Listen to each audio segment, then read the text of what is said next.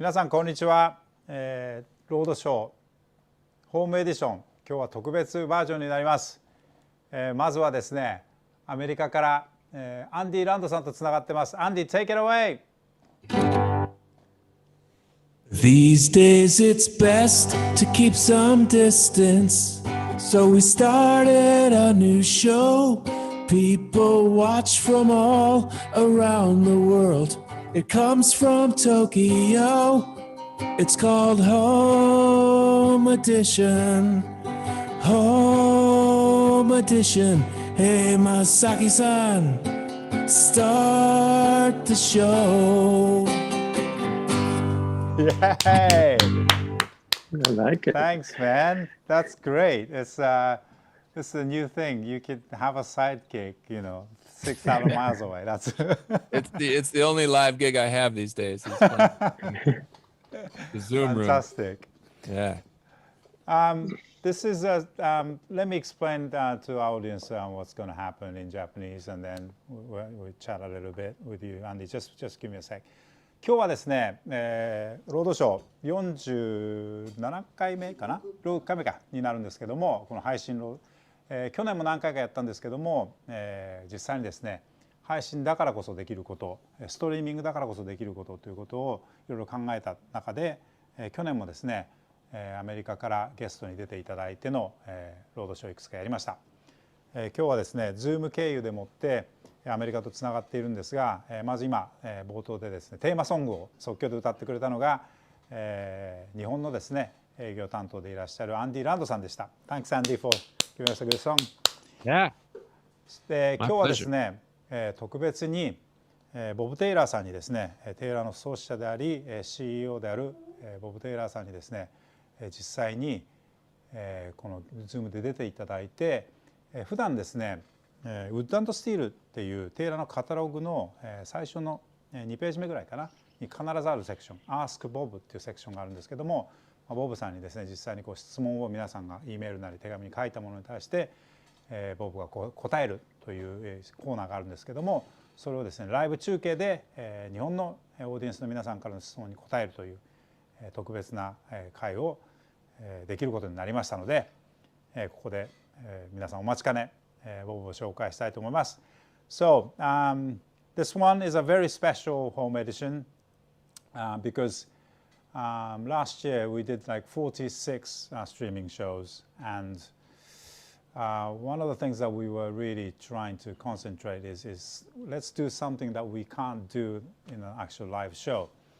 One of which was to have guests from the States, and we had a few of these last year, and we are very honored and privileged to have Mr. Bob Taylor again on this show. And this time again, we wanted to do the Ask Bob live version, where Japanese audience, dealers, customers, and musicians had a lot of questions for Bob. So we try to get as many questions possible live, and it was really great to have Bob on the live show again. So without further ado, let's have Bob in the mix, please. Here I am. Thanks. Hey. Hey. Hi, hi, Yeah. Masaki. Yes. Hey, Andy. Hi, Nice Bob. to see you. I'm used to the backdrop. Is that your house? This right? is my house. Yeah, it's a painting on the wall, Right. and these beautiful. I'll show you. These beautiful little Christmas trees that my right. friend Jay Hostetler makes. He's the president of Stuart McDonald Company that wow. sells the guitar supplies. But look at him; he turns them, and I have a whole forest of them. And I put more up at Christmas time. All different wood, I suppose. Yeah, there's all kinds of different wood, and he does lots of colors, and he carves them. I'm passionate about them. I think I have 12 of them, and I told him I want a special one every month this year. So at the end of the year, I hope I get 12 more.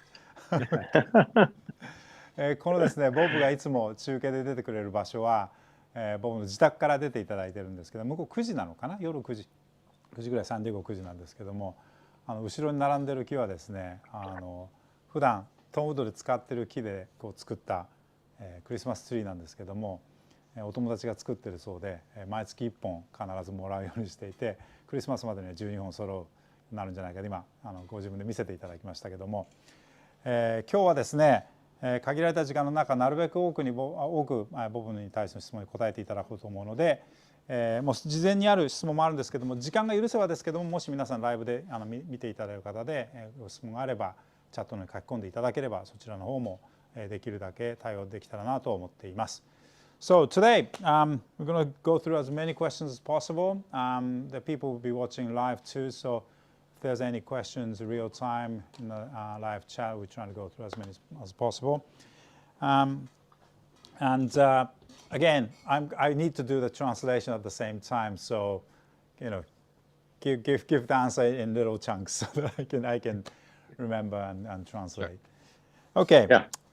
それではですね、まずですね、皆さんの質問、個別の質問に入る前に、一つ僕が話したかったことを聞き手として聞きたいことがあります。で、これはですね、実際に皆さんの質問の中にいくつもあったことで被ることだと思うんですけども、まず最初にですね、やっぱ去年1年間、コロナ禍であった、大変な時期を振り返っていただいて、テイラーがどういうふうな取り組みをしたのかということを総集してお話をしていただきたいんですけども、一つですね、我々も実は驚いている事実がありまして、2020年やはりですね、テイラーもですね2月3月工場が一遍ストップするんですけども、その後ですね、コロナ禍の新しいプロトコルにのっとり、工場のですね大きな改革を行います。生産体制の改革を行います。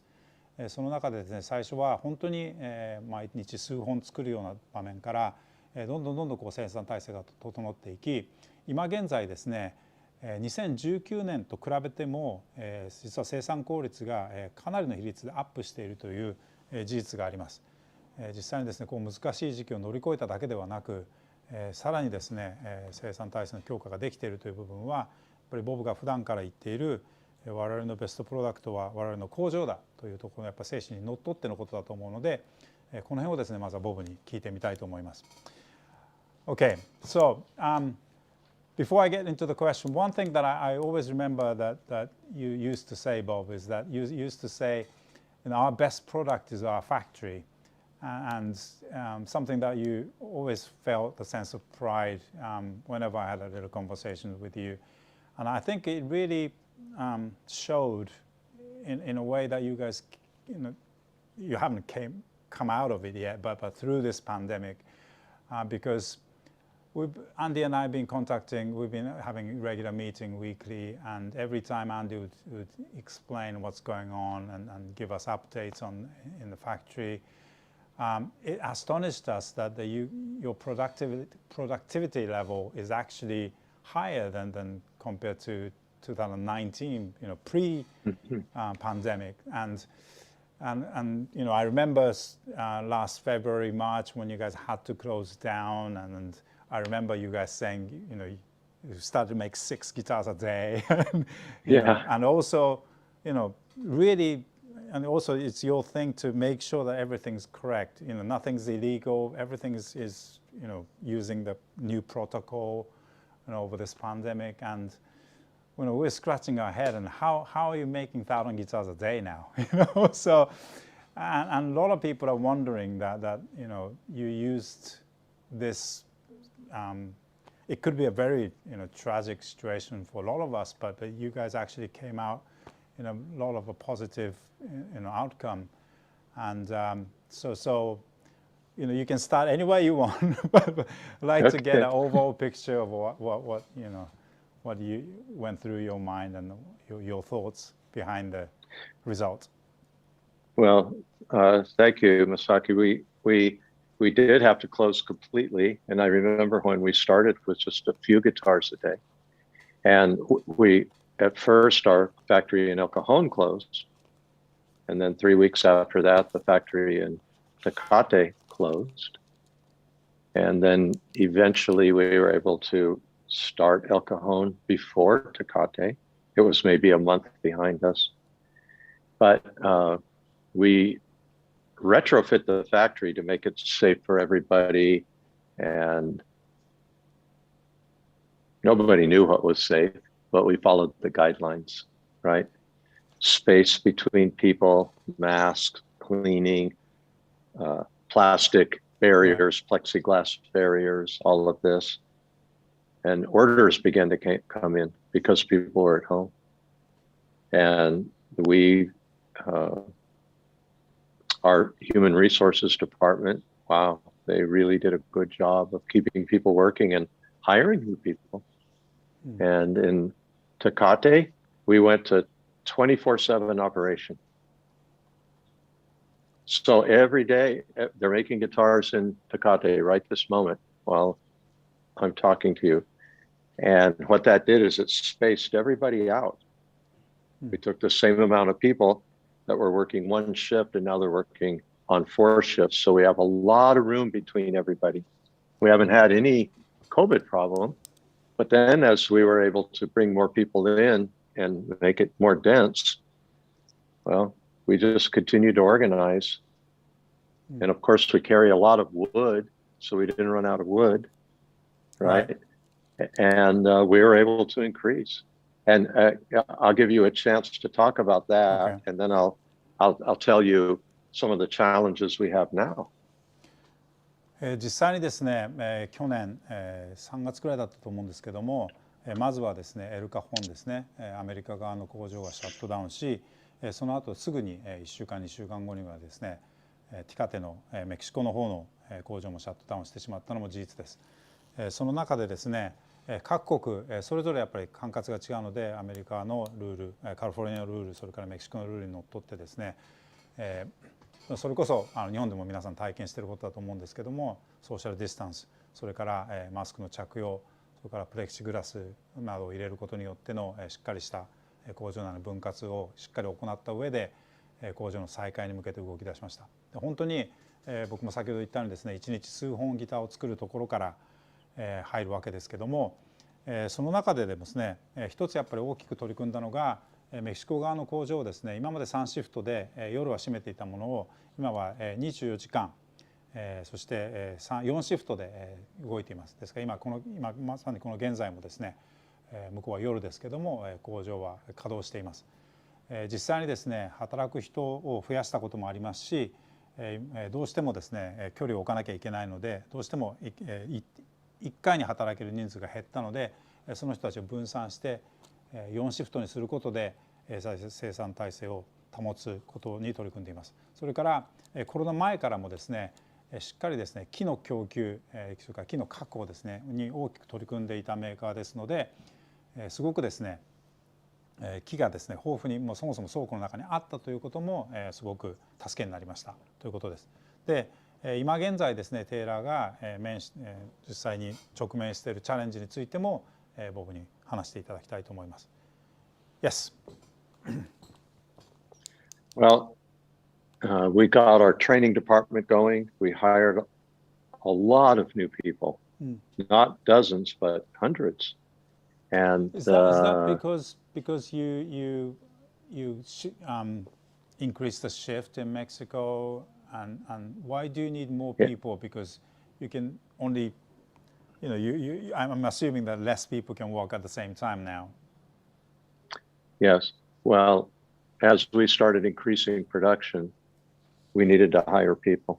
Okay. And in El Cajon, we had plenty of room to bring people in. And in Tecate, once we went to all of those shifts, well, it was almost every shift was empty of people. So we had a lot of room to bring people in.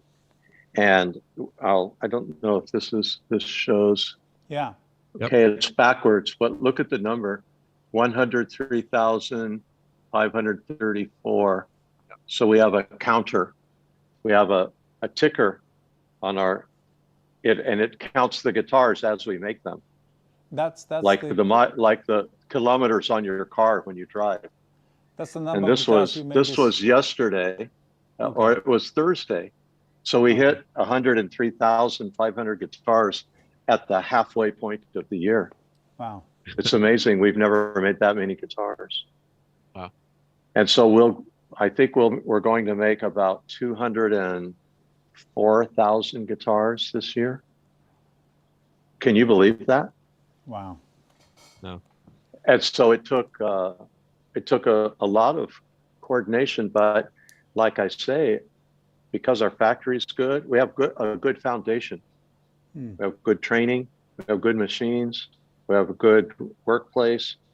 We know how to bring new people in, and we're able to meet the demand. Well, I don't know if we've met the demand because we have almost 250,000 guitars on order right now. Right. It's amazing.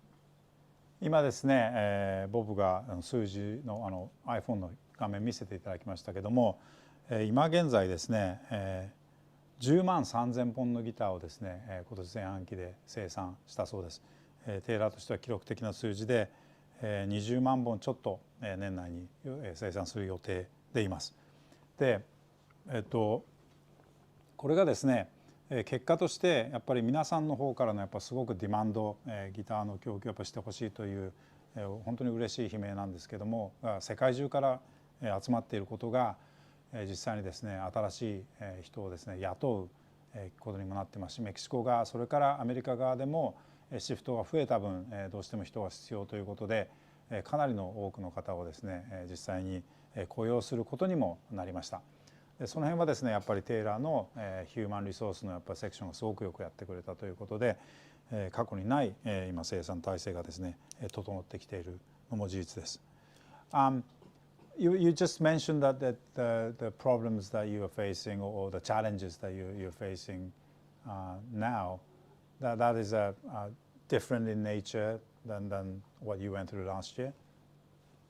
Yeah, right now there's a shortage of materials, not so much wood. We can get wood and we keep so much wood in stock that we have a lot of that. But now the people that are making the tuning machines are having trouble making enough.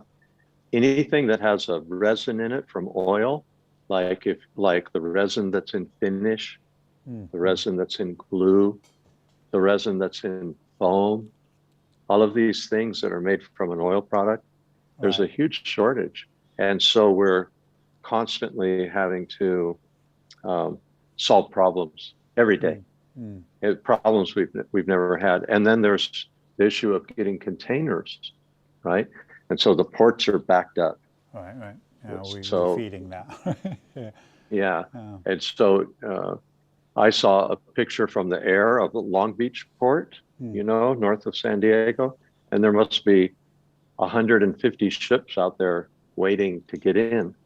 And sometimes our goods are on that ship, and it might be there for a month or 6 weeks before it can come in.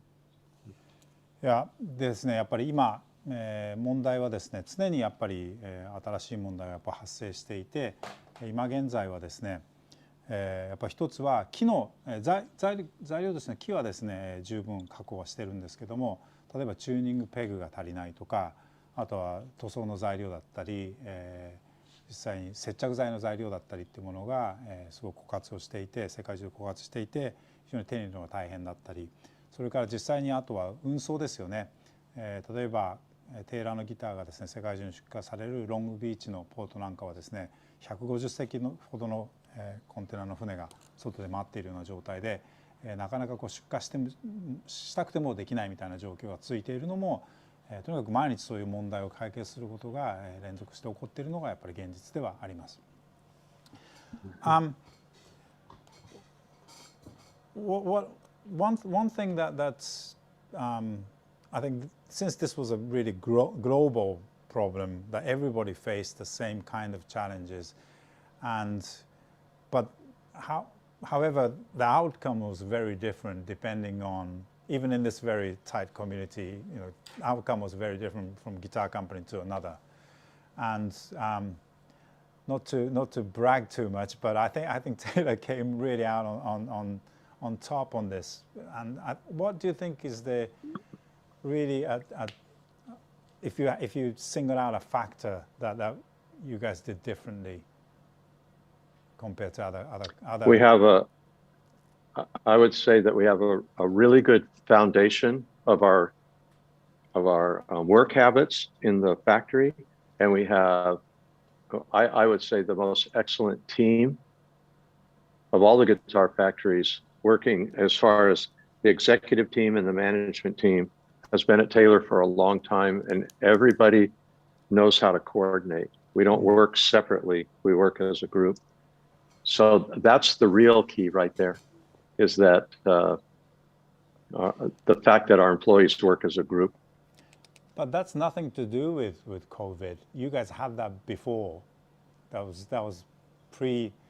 In 2019, you guys are working as a team, and it's a company philosophy that you had as a base really helped. Is that the case? Yeah. So we're prepared for hard times. Right. We're prepared for challenges.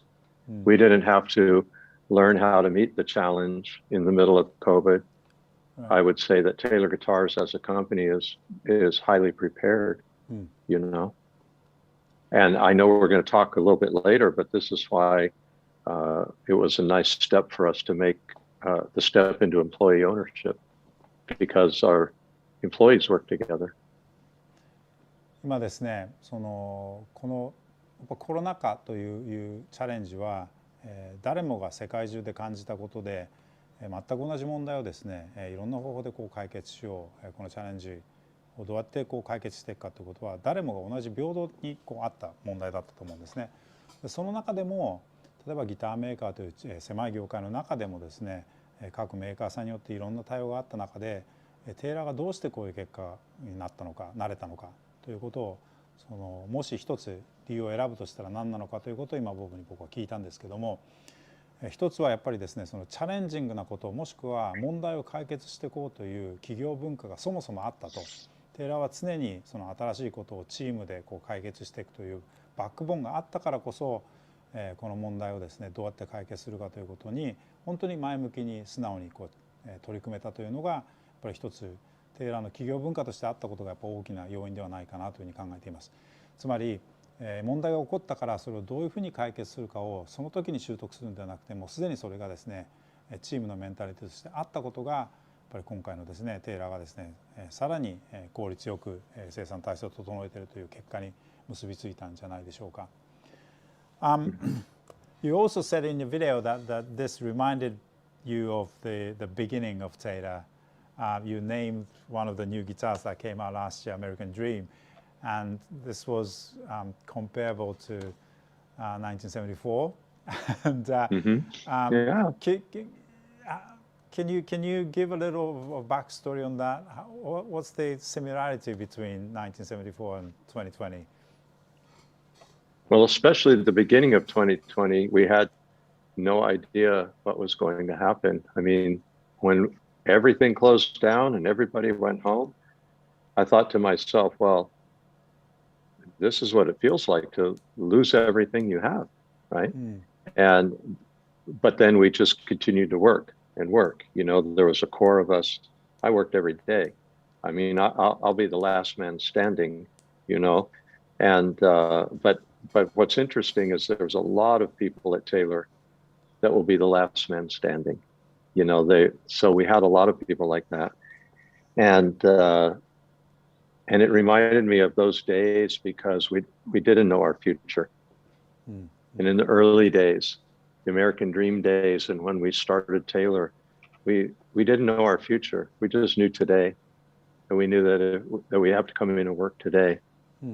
And we were worried about the future, but we couldn't solve that. We couldn't see into the future.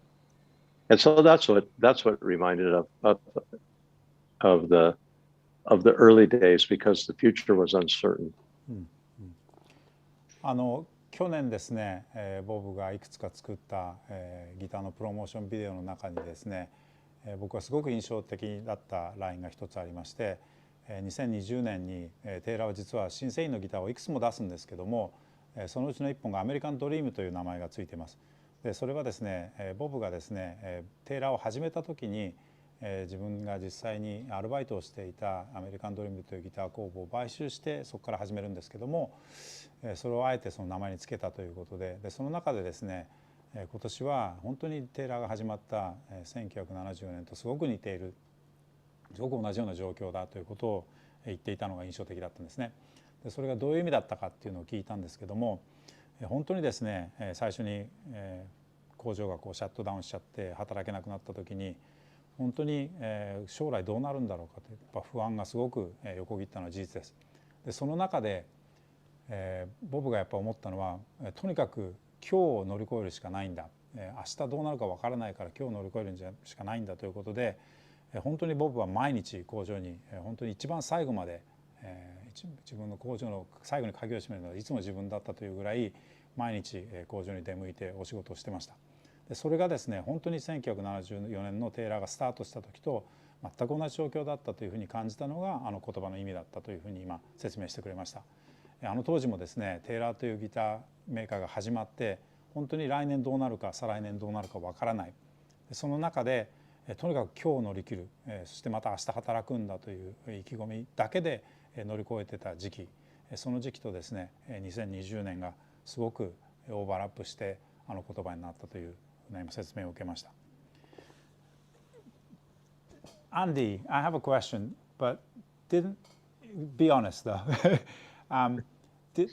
Didn't it help to have Bob as a leader since he went through that and his encouragement of going through this must have been a very that must have been the energy source for a lot of people because it was the first time for all of us to go through this.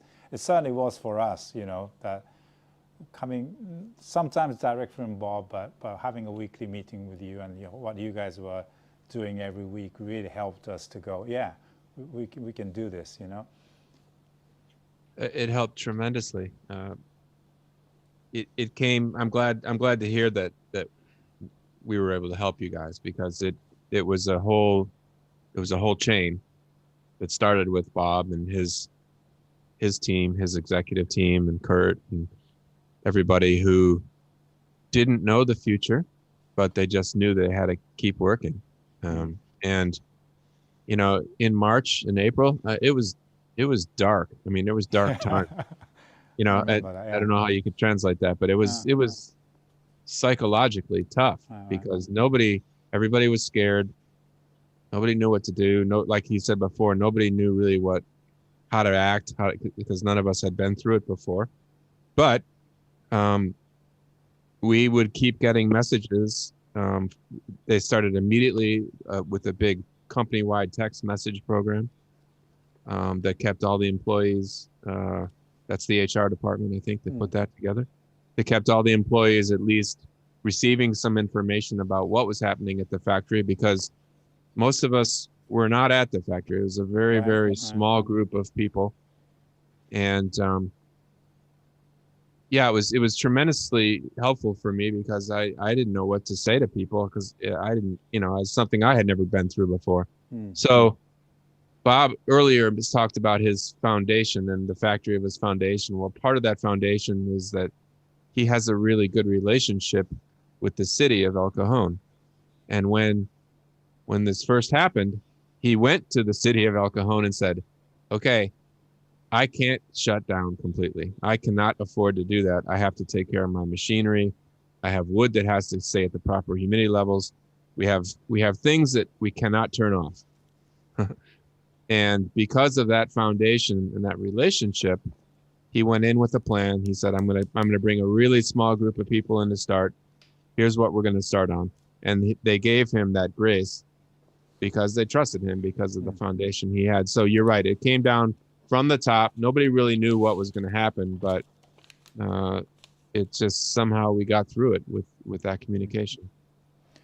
やっぱり先ほどですねボブが言ってくれたように1974年のやっぱり一番最初の部分をですねボブ自身が、CEO として創始者として体験してるからこそ、2020年を乗り越えるためのやっぱり原動力というかリーダーシップが発揮できたんじゃないかな。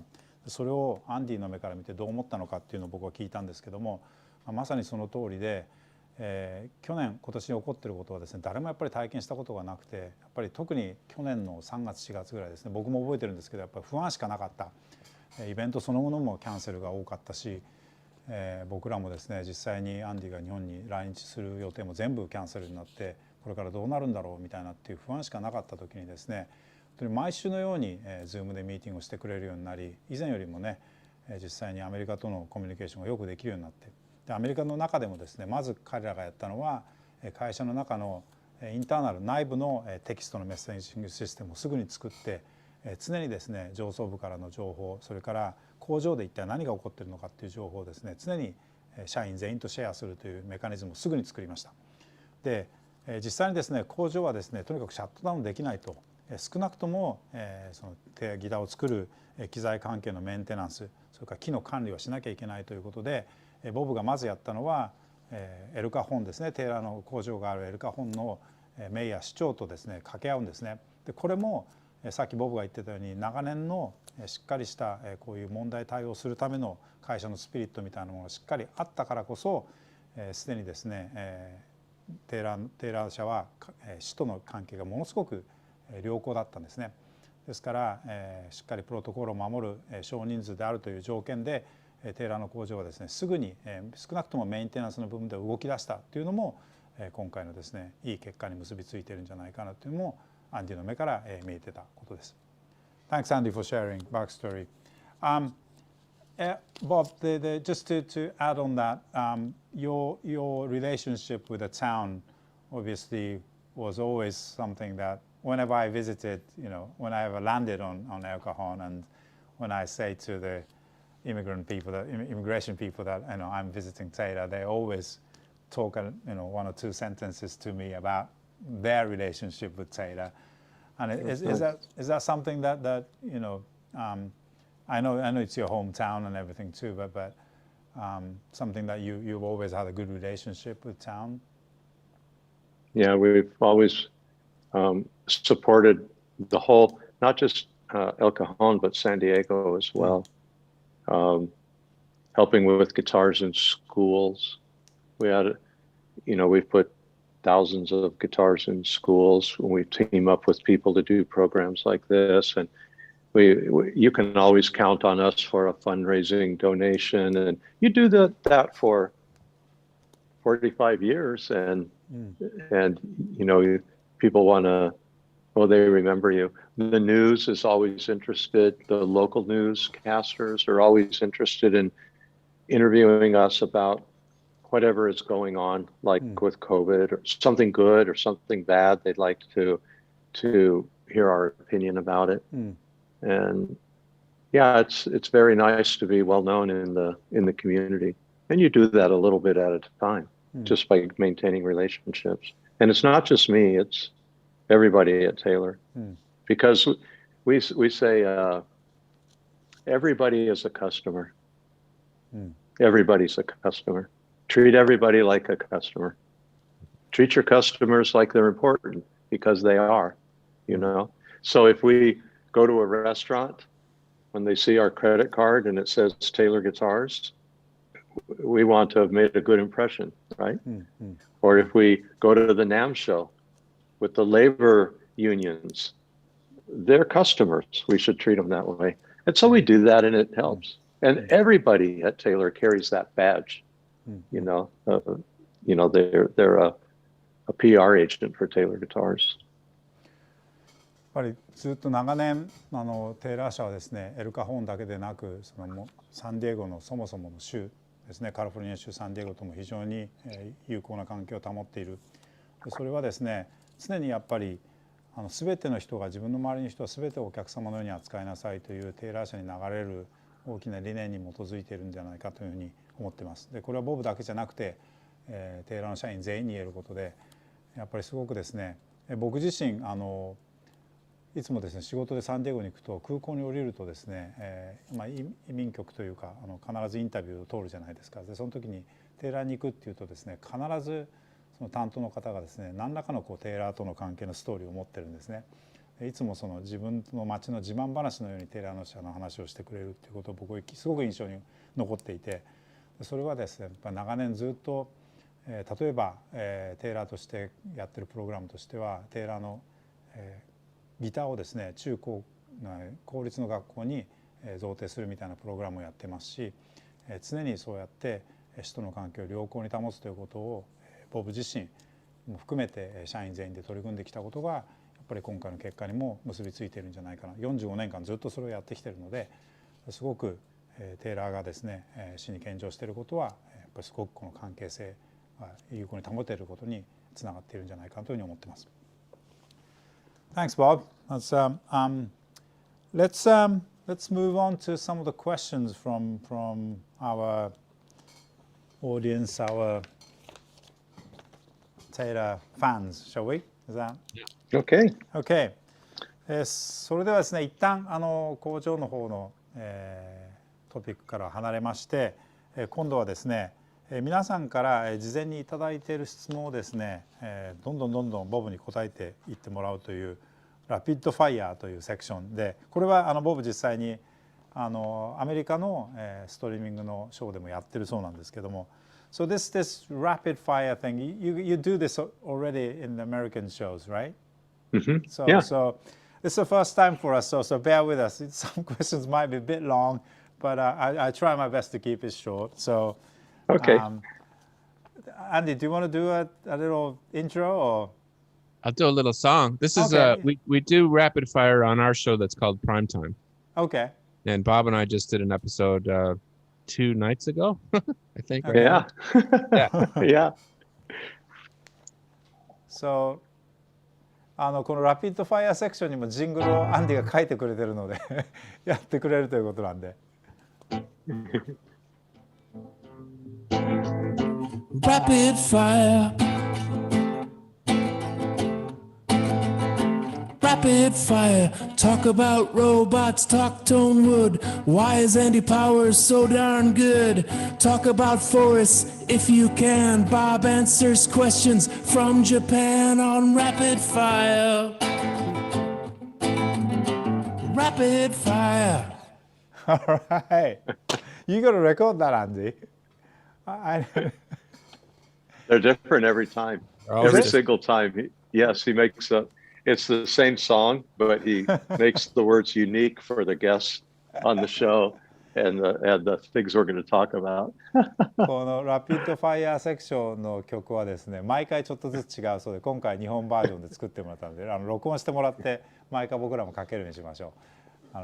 で、チャットの方にもですね、皆さんもし質問がある、ごめんなさい、時間があればですけども、書いておいていただければ。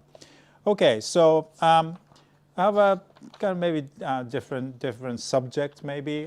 First part is kind of more guitar-oriented, specific ones. Okay. This one's from Mr. Nakayama. I read in Japanese first and I translate, okay?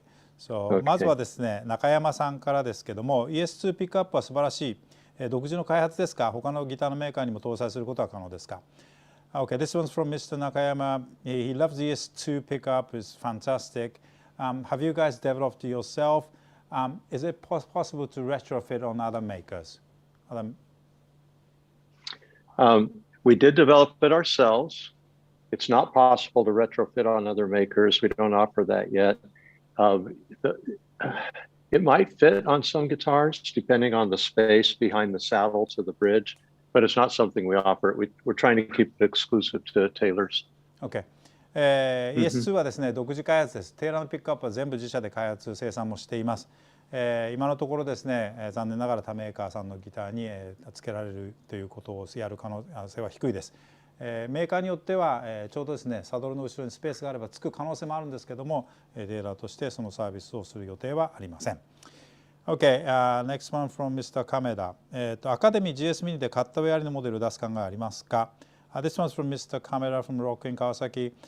Do you have any plans of making cutaway guitars for Academy or GS Mini? We don't have plans for that. One of the, how would I say it? One of the reasons that we're able to make GS Minis, so many of them, and keep the price where they are, and part of the whole thing is that it's one body shape. No. If we add a cutaway, it'll probably double the time on that guitar, and then all of a sudden, I think we start getting in a price range that don't make a lot of sense. Okay. So you put a I was just going to say, when you put a cutaway on more expensive guitars, there's more room for that increase. ですね、GS ミニアカデミーにはカッターウェイをつける予定はありません。理由の一つとしてですね、生産をする時間が長くなってしまうから、それから値段どうしてもコストが上がってしまうからです。今皆さんにですね、非常にリーズナブルなプライスで本当に弾きやすいギターを届けられているのはノンカッターウェイ仕様だということが大きく理由としてあります。ですから、当然これだけのギター、人気のあるギターですので、それなりの生産数をやっぱり保たなきゃいけないということで、カッターウェイをつけることによってですね、生産時間も長くなってしまう、それから、プライスレンジも上がってしまうということで、多分、このクラスのギターにつけることはあまり意味がないというふうに考えています。はい。Saki. Yes. Go ahead. I think we're going to say the same thing, actually. The GS Mini is going to be 11 years old in September. Right. And in September, we will make our 400,000th GS Mini. 400,000 GS Minis have been built and sold in the last 11 years. So in some ways, there's nothing wrong with it.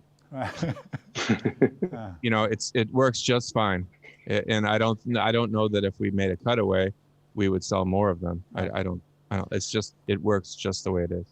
そして今アンディの方からですね補足がありましたけども、実はですね、GS ミニ今年で11年目になるんですけども、この9月ですね、40万本生産が40万本を超えます。ですから、ギターとして完成されているというふうな評価をいただいていることは間違いなく、カットウェイのギターを出すことによってその数が変わるかどうかっていうのはやっぱりちょっと微妙なところじゃないかなというふうにアンディも考えています。Okay. One other little piece of news that people might enjoy. There is something we're going to build for the GS Mini that's brand new, and that is its very own factory. The GS Mini is so successful that we're going to make a factory just for GS Minis. Wow. That's a news. Wow, that's Awesome. はい、多分本邦初公開、僕らも今知らなかったんですけども、ボブの方から言っちゃっていいのかな。GS ミニのニュースとしては、買った上はないですけども、工場を作ります、専用の。GS ミニがものすごいポピュラーなので GS ミニだけを生産する工場を作るということが今僕から発表がありました。Yes, we had this first. You heard it first in Japan. 日本のです。皆さんこれ今最初にGS ミニ専用の工場ができます。すごい。Wow. You see, you never know what's going to happen. This is great. Yeah. So don't slip your tongue too much. You can't say anything you can't say. Okay. Yeah, that's when you have us on when you have us on so late at night, we just say things that we would normally not say. あんまり調子乗って言っちゃいけないこと言わないようにって今ボブに僕忠告しておきましたんで。じゃあ次は山川さんですね。島村明のミーナ町田店のですけど、アカデミー100、200シリーズのと300以上のシリーズでナット幅を変えている理由はなぜですか？ So here's a question from Mr. Yamakawa. Why do you guys use a narrow gauge nut for Academy 100 Mexican guitars, and then why the nut width is wider for the American guitars? Well, our experience is that people that are buying in that price range tend to be buying their first guitar or their second guitar, and they appreciate a little bit smaller neck. Okay. So when people then start to learn how to play and they're adding finger style to what they're doing, becoming more sophisticated, then that neck that's about 1 millimeter wider feels more comfortable to them. And so it really has to do with the sophistication of the buyer. We're trying to hit the biggest mass, you know.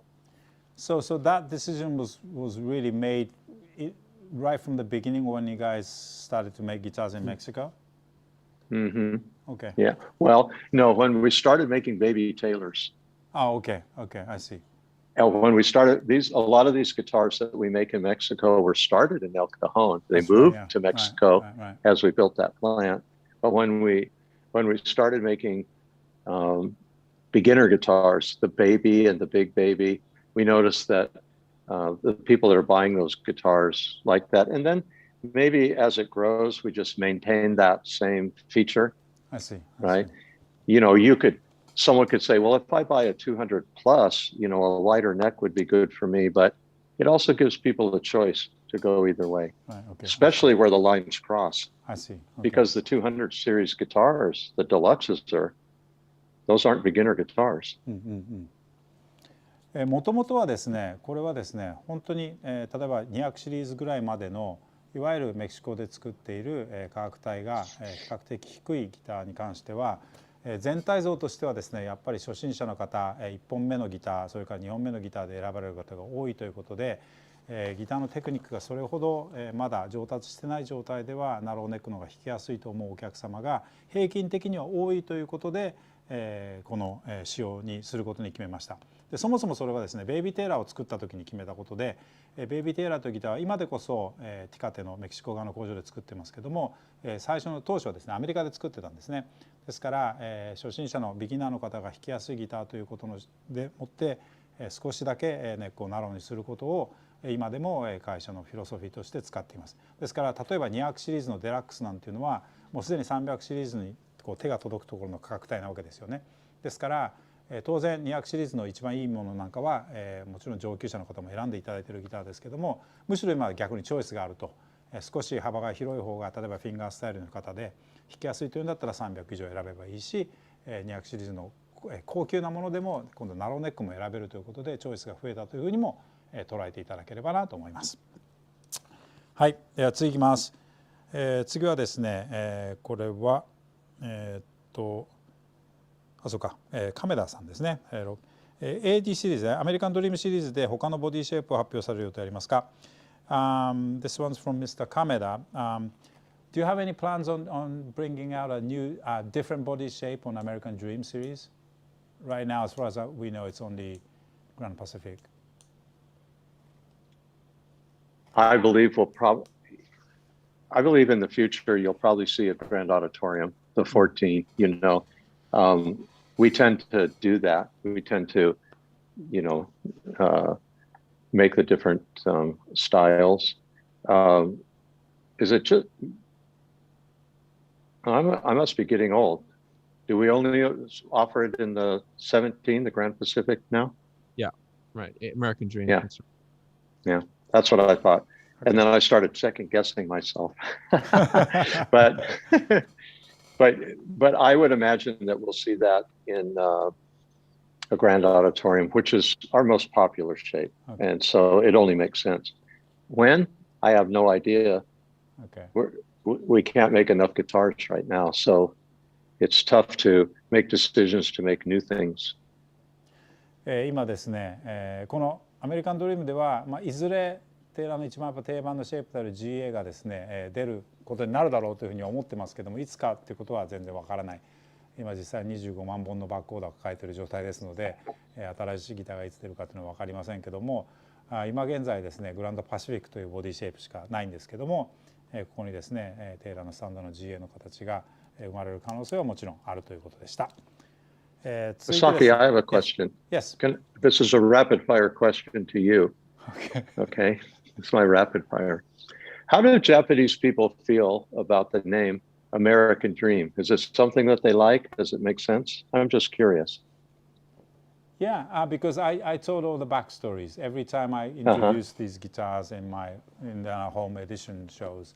Yeah, there's the story behind it, why you named this. Along with that, yeah, absolutely. I think it really resonated with us, especially. We had a chance to talk about. This is not a rapid answer now, isn't it? I'm actually talking too much, but yes, to answer that, yes, absolutely. 逆質問されましたけども、アメリカンドリームっていう名前は日本でどういうふうに受けたのかどうか聞きたいって言われてる。僕は特にバックストーリーがね、そもそもアメリカンドリームって工房を買い取ったんだっていうストーリーがあったからすごく響いたんじゃないかなっていうふうに伝えておきましたけど、いいよね、その通り。Yeah, everybody agrees with me, so. Good. Okay, so next question. タカさん、タカさんの質問はですね、GS ミニのカラーバリエーションを発売していただけませんか？これはですね、小学校の子どもたちにギターを教えている方で、色分けしてると渡しやすいみたいなことがあったと思うんですけども。Next question is an interesting one. This is from Taka, who actually teaches guitars to small kids. I actually went to see him teach the other day. He does a really great job doing volunteering in school. And this is not so much a question, but his request. He'd like to have GS Mini in different colors so that he knows which guitar he can give to kids. And the kids would love, colorful guitars. And is this something that you would consider? Yeah, you know what? We just bought a very expensive piece of equipment that allows us to put graphics on the top of GS Minis, so we could paint any type of picture or color or something like that.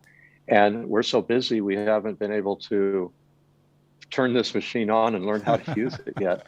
But it's part of the expansion of the GS Mini line. So in the future, it would be very possible for us to make a suite of guitars. Wow. That have some type of different graphic on it for a teacher.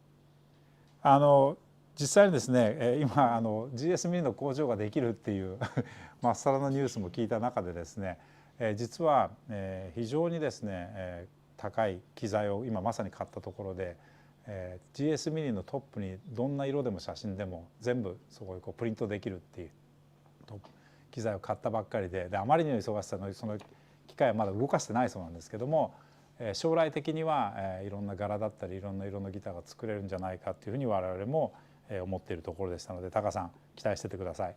はい。大ちゃん、それから峯岸さん、それから菊池さん、これみんな同じ質問ですね。ウクレレエレギターの発売予定ありますか？ I have this question from several people. Any plans on ukulele or electric guitars? Are you guys thinking of expanding guitars outside of acoustic guitar area in the near future? Yeah, the answer is yes and yes. Now, the electric guitars, I'm just going to say that we're working on a suite of guitars that move into the electric line. And we'll see that in probably less than 2 years. And ukuleles, we'd like to make them. We just don't know when. We don't have, it's not on the, Right.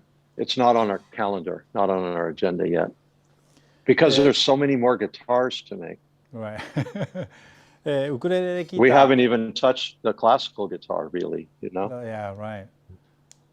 ウクレレとエレギターはですね、両方とも緩いイエスを出しておきます。エレキに関しては、多分向こう2年以内ぐらいにですね、細かい詳細は言えないですけども、エレギターの、エリアにですね入っていきたいというふうに考えていて、ウクレレに関しては全然時間的には未定です。どっかで作りたいという願望あるんですけども、まだギター自体で出したいギターがいっぱいあるということで、ウクレレに関しては時間のコミットは今できませんが、全体像としては、作りたいという気持ちはあるということで、例えばクラシックギターもまだ全然作れてないので、そういうエリアの先じゃないかなというふうに考えています。Next ones are from same guy. なおさんの質問3つあるんですけども、これまとめて聞きたいと思います。ネックジョイントについて、ボルトはトルク管理をしていますか？それからジョイントの面圧を稼ぐにはボルトを4本とか6本にする方がいいんじゃないか。それからボルト自体を木の材料エブニとかローズウッドにした方が木と木なので馴染むんではないでしょうかということです。This is a very technical specific question from now. It's about the joints, the NT neck, tailor neck joint. His first question is that are you guys keeping the torque the same, using torque wrench to join the guitar? The board is that the right word? The torque wrench? No, we don't use a torque wrench. Okay. We just tighten it by hand. Okay. Because it's on the bolts that hold the neck on. Yeah. It doesn't require a torque wrench. We just teach people how tight to make them. Okay. トルクレンチ It's は使っ pretty easy. トルクレンチは使ってなくて、やっぱり人の感覚でどこまで締めればいいかっていうのはすごく簡単なので、それは、職人さんに教えてるそうです。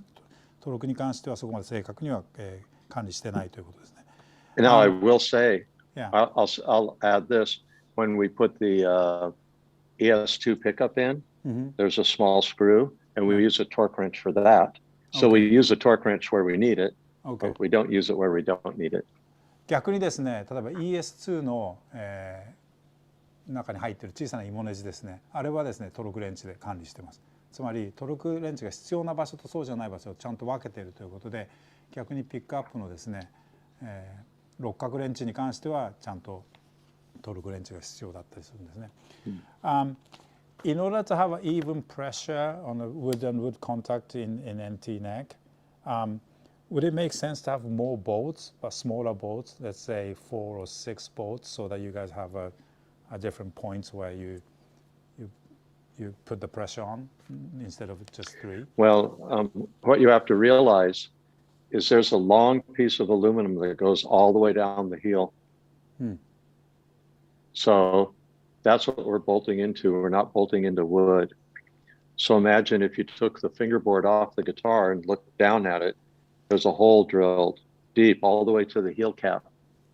And then there's a piece of aluminum rod that's pressed into that. Right. And then the bolts come in from the side. And so when it pulls on that aluminum, it pulls evenly on the neck. I see, I see. ヒールの中にですね、実はアルミニウムのロッドが入ってるんですよね。ですから、このですね、ボルトンの状態は木にネジが入ってるわけじゃなくて、実際にそのアルミの棒にこうにネジが入っているので、たとえ2本のボルトでもそのアルミ自体が1本こうにグッとかまるので、面圧は均等に稼げているということで、ボルトの数を増やす必要はないそうです。So I guess that would answer the last question. Would it make sense to have a different material like wood bolts, for example? Like if ebony is hard enough to make it into a bolt, so that would be a wood. Everything would be wood, basically, to have a bolt on. Is that possible? It's possible, but it's a bad idea. Okay. Yeah, it's not. We want a metal bolt. Okay. It really needs to hold.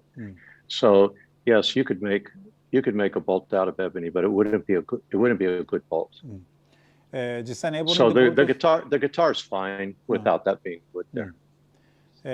エボニで作ることは可能でしょうけども、ボルトとしてのやっぱり役目は非常に精度が悪いし、いいものではないと思うので、今のギター、テイラーのギターとしてはそのネックのジョイントは非常に完成されたものであるというふうに考えています。Okay, this is an interesting one from これ峯岸さんからですね。アンディ・パーソンのデザインになってからシリーズによってシェイプがあったりなかったりと、店頭での従来のまず好きなシェイプを探して次にそのシェイプに好きな材を探す従来のファインドフィットをやることが難しくなってきていますと。小売店でファインドフィットを続けていくにあたってお客様へのご案内する際のアドバイスをいただけませんかと。So this one's from Minegishi-san. She works at Rock in Sendai. She's one of the store staff. Before Andy Parr's design, the guitar used to have every shape on every series, different wood. So in order to share the concept of find your fit to the customer, we would say, choose the shape you like and then choose the wood you like. Here's a guitar for you. But these days, everything is not exactly like this anymore. You have a certain shape on a certain guitar, and so she's finding it a bit difficult, sometimes a bit confusing. So to adjust to the new philosophy of Andy's. And is there good advice for people at the floor level that the new concept of find your fit? How would you tell the customers? Well, a lot of I think that there's still enough variety. If you go from the 300 series to the 900 series, you're still going to find most woods in most shapes. You just might not find the decorative version of it that you want, but we also, let me put it this way, and Andy could probably back me up on this, but we find out what people buy. So when you sell 1 million guitars, you learn what people want to buy. And so we focus on the guitars that people want to buy. That doesn't mean that there's not somebody who's interested in something we don't make, but it becomes really difficult. And this, Masaki, it becomes really difficult for a store to stock everything. Right. And so we use analytics to help us decide. That's not all Andy Powers deciding. We might tell Andy Powers, here's some analytical data what do you think about that? And he goes, well, I think I'll design this guitar around this shape because it's the best version of that guitar. I see, I see.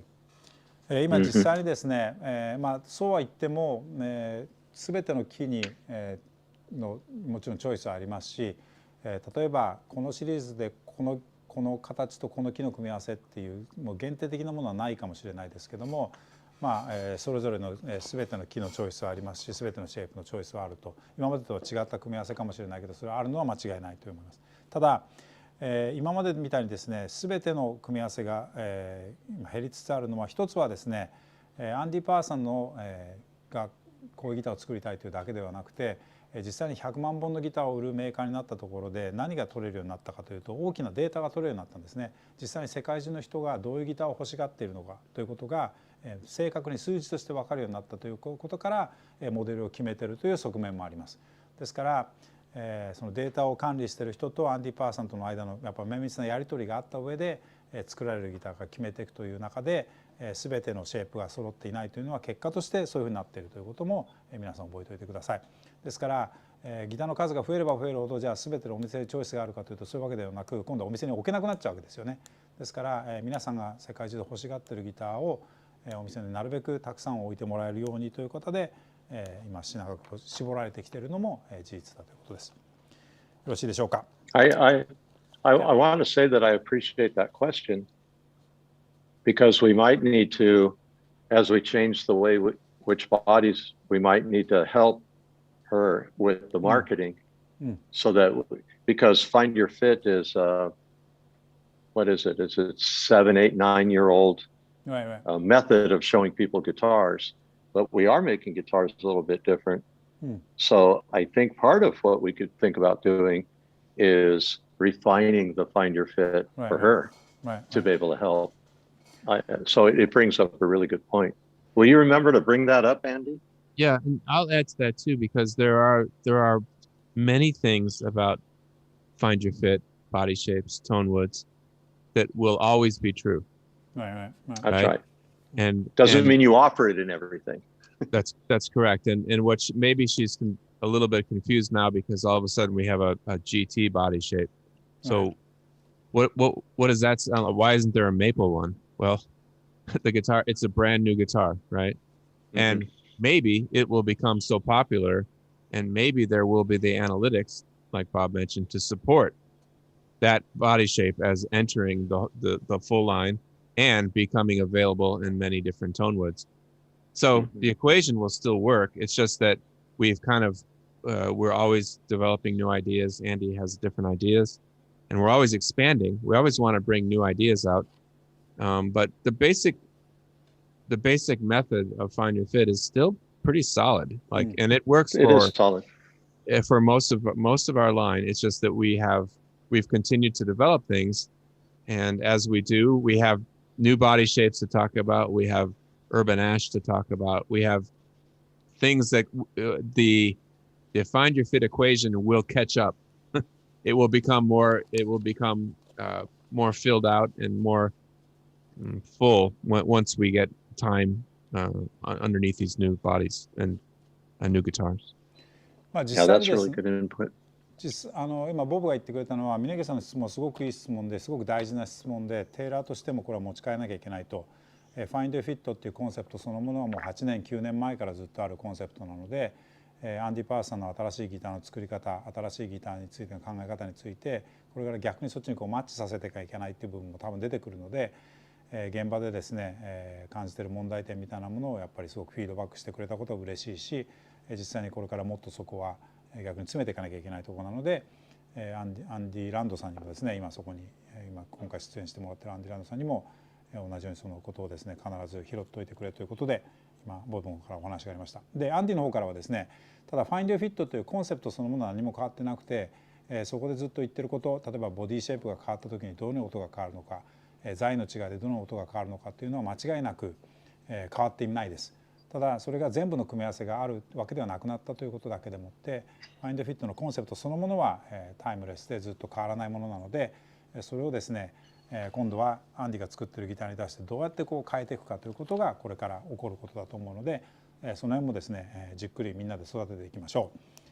One thing, Andy, is to add is that I think a lot of people are feeling not confused, but need to adjust, including myself in doing roadshows and stuff. Is that every model has a different specs now. You can't say, builder's edition is this anymore because certain builders have this and that, and then before it was numbers and alphabet letters that you read that and you could actually say what the specs are. But now each model have a very different, each model is kind of complete on its own. So I think that's the part that I think is very sometimes challenging, I guess, to explain to customers, especially if you're used to the old way of explaining things for a while. Yes, our industry is very used to spec. Right. When I first started playing guitars or first selling guitars, I sold the same way. I knew exactly what Martin called their bracing, and I knew if it was 5/16. I knew all the numbers because that's the only way that had been done in the past. We're sort of beyond that, and if you can get all those numbers for all the builder's edition guitars, all the thicknesses of the woods compared to and why and the thicknesses because it's a particular body shape and because it's a particular tone wood. But you know what? The bottom line is, do you like this guitar? Right. Does it feel good when you play it? How do you feel when you play it? If you do, then let me tell you a couple things about it. And I say that because Andy's designs have sort of gotten to the point where we had to stop talking about specs so much because it would have been ridiculous to try to endless. It's analytics, and it gets in the way of, like Andy would say, do you like to play it? Because that's what he thinks about. He knows all the specs, he knows all the numbers, he knows all that stuff, but he doesn't necessarily want to spend his time teaching people that. He wants to see them smile when they play a C chord. 今ですね、やっぱり僕もロードショーやってて現場で感じていることは、以前はすごくシステマチックなシステムだったものが、ギター一本一本についてのやっぱこだわりみたいなものがすごく強くなったので、なんか一概に一つのシステムとしては語れなくなったということは、僕も含めてやっぱり現場でずっと販売をされている方はやっぱ感じてたことなんじゃないかなというふうに思ったっていうのを伝えたんですけども、実際にですね、やっぱり一つ一つのギターをベストにチューニングするためにということで、ギター一本一本の仕様が変わっているのは間違いないです。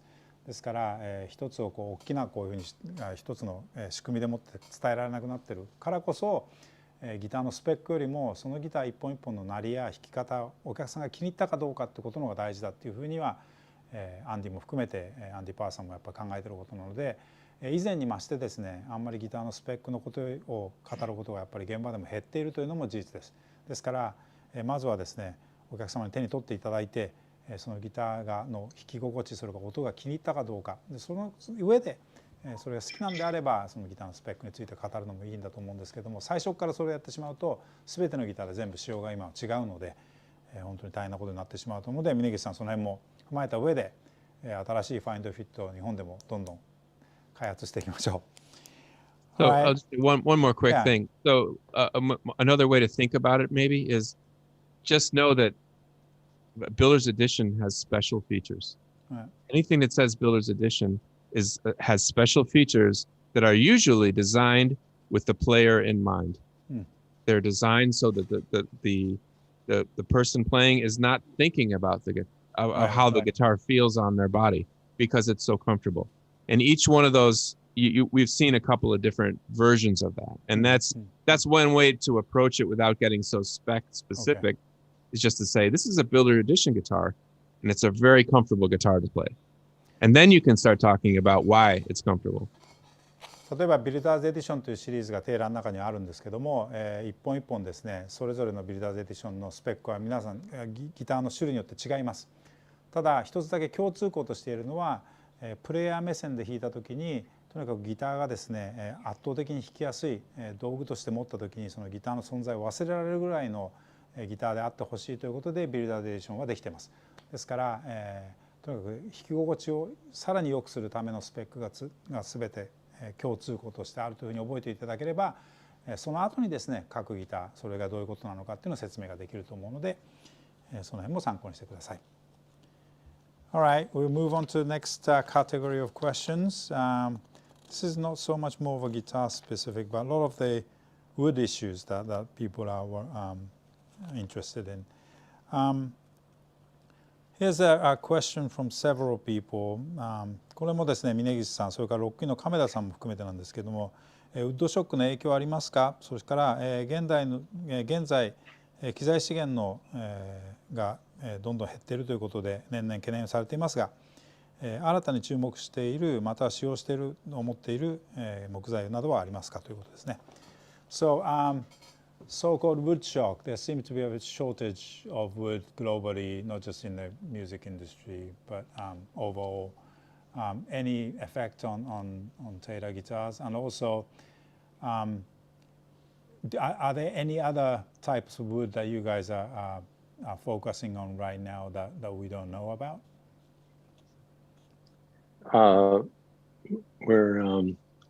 We're depleting our stock of Loventhal on American Dreams, and we're going to be replacing it with walnut because we need to lessen our dependence on African woods because there's a lot of political difficulties, and for good reason. We don't really want to be taking a lot of woods from a tropical forest if there's something else we could do. So we'll see. We're focusing on walnut. You'll see that happen on American Dream guitars before long. Maybe next year. I'm not sure when. Okay. We have some very beautiful walnut being cut. Of course, we're focusing on the chamois ash, the urban ash. At the same time, we've been down in Central America in Belize, and we found a great supply of Honduras rosewood, which is one of our favorite rosewoods of all. And we've never really made guitars steadily from Honduras rosewood because it hasn't really been on the menu for woods you could buy. But because we have such a deep understanding of these areas where we go, we're able to find some very nice, sustainable harvest of that in some countries. And so you'll see more of that come out. That'll be a specialty wood. It's more like Brazilian rosewood. It's what they make the bars for marimbas out of. It's one of the it's one of the nicest tone woods you'll ever hear. I guess I would say that, yeah, it's getting hard to get wood, but that's what we do, right? Like when you go to the Japanese fish market, it's hard to get that fish, but that's what they do. Okay, that's a good analogy, yeah. Yeah. ですね、直近の問題としては例えば大判コールなんですけども、やっぱりアフリカの政治状態とかいろんなことも踏まえた上で、アフリカの木はですね、やっぱり使えないもしくはこれからどんどんやっぱ数が少なくなっていくということも踏まえて切り替えていく予定です。ちなみにアメリカンドリーム大判コールで作ってますけども、来年ぐらいにウォールナットに切り替わるそうです。ウォールナット仕様に切り替わるということはもう決まっているそうなので、それからですね南米に行ってですねハンデュラスのローズウッドがですねサステイナブルなローズウッドが新たに手に入ることが分かりました。これは非常にやっぱり貴重な木なので、むしろブラジリアンローズウッドと同じようなくらいのギターになりますけども、非常にマリンバのあれを作ったりするローズウッドらしいんだけど、今までギターの材としてはあまり使われてない材ですけども、テイラーとしてはやっぱりこう新しい材を使っていくということがやっぱり会社のカルチャーとしてずっと長年培ってきたものがあるので、この辺のですねローズウッドのギターも期待していてください。それからもちろん皆さんご存知のですねアーバンアッシュですねのギターもこれからどんどん増えていくというふうに考えています。Any other urban material that you guys can share that you are exploring other than the chamois ash? That not yet. Not that I can think. We're still experimenting. We sent a particular type of eucalyptus that has the same properties as ebony, except for that it's blonde colored. But we sent that off to Europe for coloring through and through. You know that we use, I see your GT guitars there, and some of those have the eucalyptus fingerboards.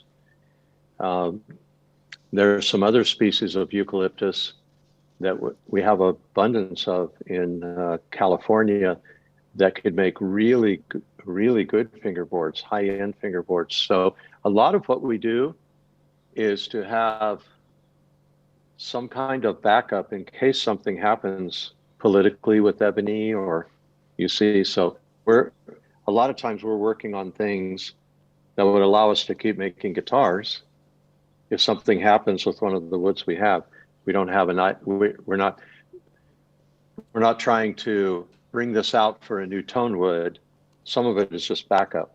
Okay. Like keeping a seed bank in case something happens to your wheat. You need to have another seed. Right.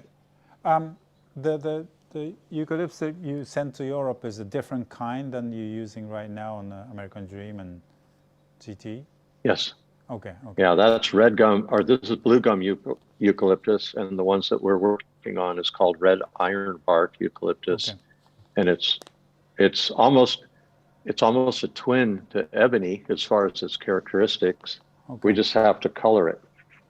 And so we're cutting. So the first thing we did is we cut trees in California into wood, and then we shipped them to Spain, where they could do the process and ship it back, right? Okay. So it's a very, very long lead time, maybe more than a year. And this is a Californian grown? Well, it's an Australian wood, but we have a lot of it in California. They don't have any of it in Spain. They never took it there.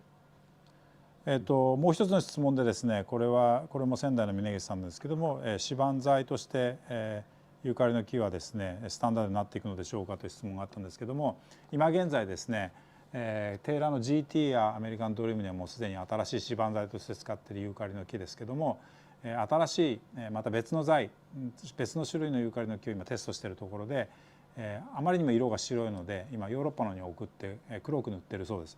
ただこれはエボニーの代わりに使うというわけではなくて、エボニーのバックアップとして、エボニーがいつ、なんか状況が変わってですね、やっぱり政治的な状況が変わって使えなくなるということも十分可能性としてはあるので、他の木として使えるものを今いろいろリサーチをしているということでした。はい。Okay, next one. Sorry. Another thing that I'd like to say is that during our COVID year, we were able to successfully reach our goals, our first goal, which was to plant 15,000 ebony trees. And we managed that last year, even during COVID. Right. And we just recently, in the last month, planted about 10,000 koa trees. And so planting wood for the future is also part of our plan. And we'll continue to increase that. でもちろんテイラーとして今大きく取り組んでいる、サステナビリティの大きな問題として植樹をやっぱりずっと続けていることで、コロナ禍においてもですね、アフリカでですね1万5,000分のコアを去年植えましたから、コアじゃないごめんなさいエボニーですね。そして、ハワイでは1万本の、コアを植えたという実績が、去年残せました。Okay, next question is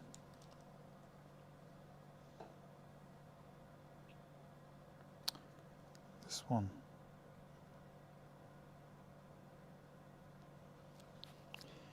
Okay, this one, some of it is very, not very, but personal question to you actually.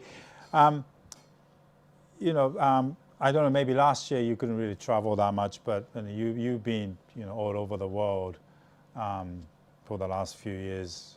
Your role changed in Teira Guitars, working on the forestry and sustainability issue.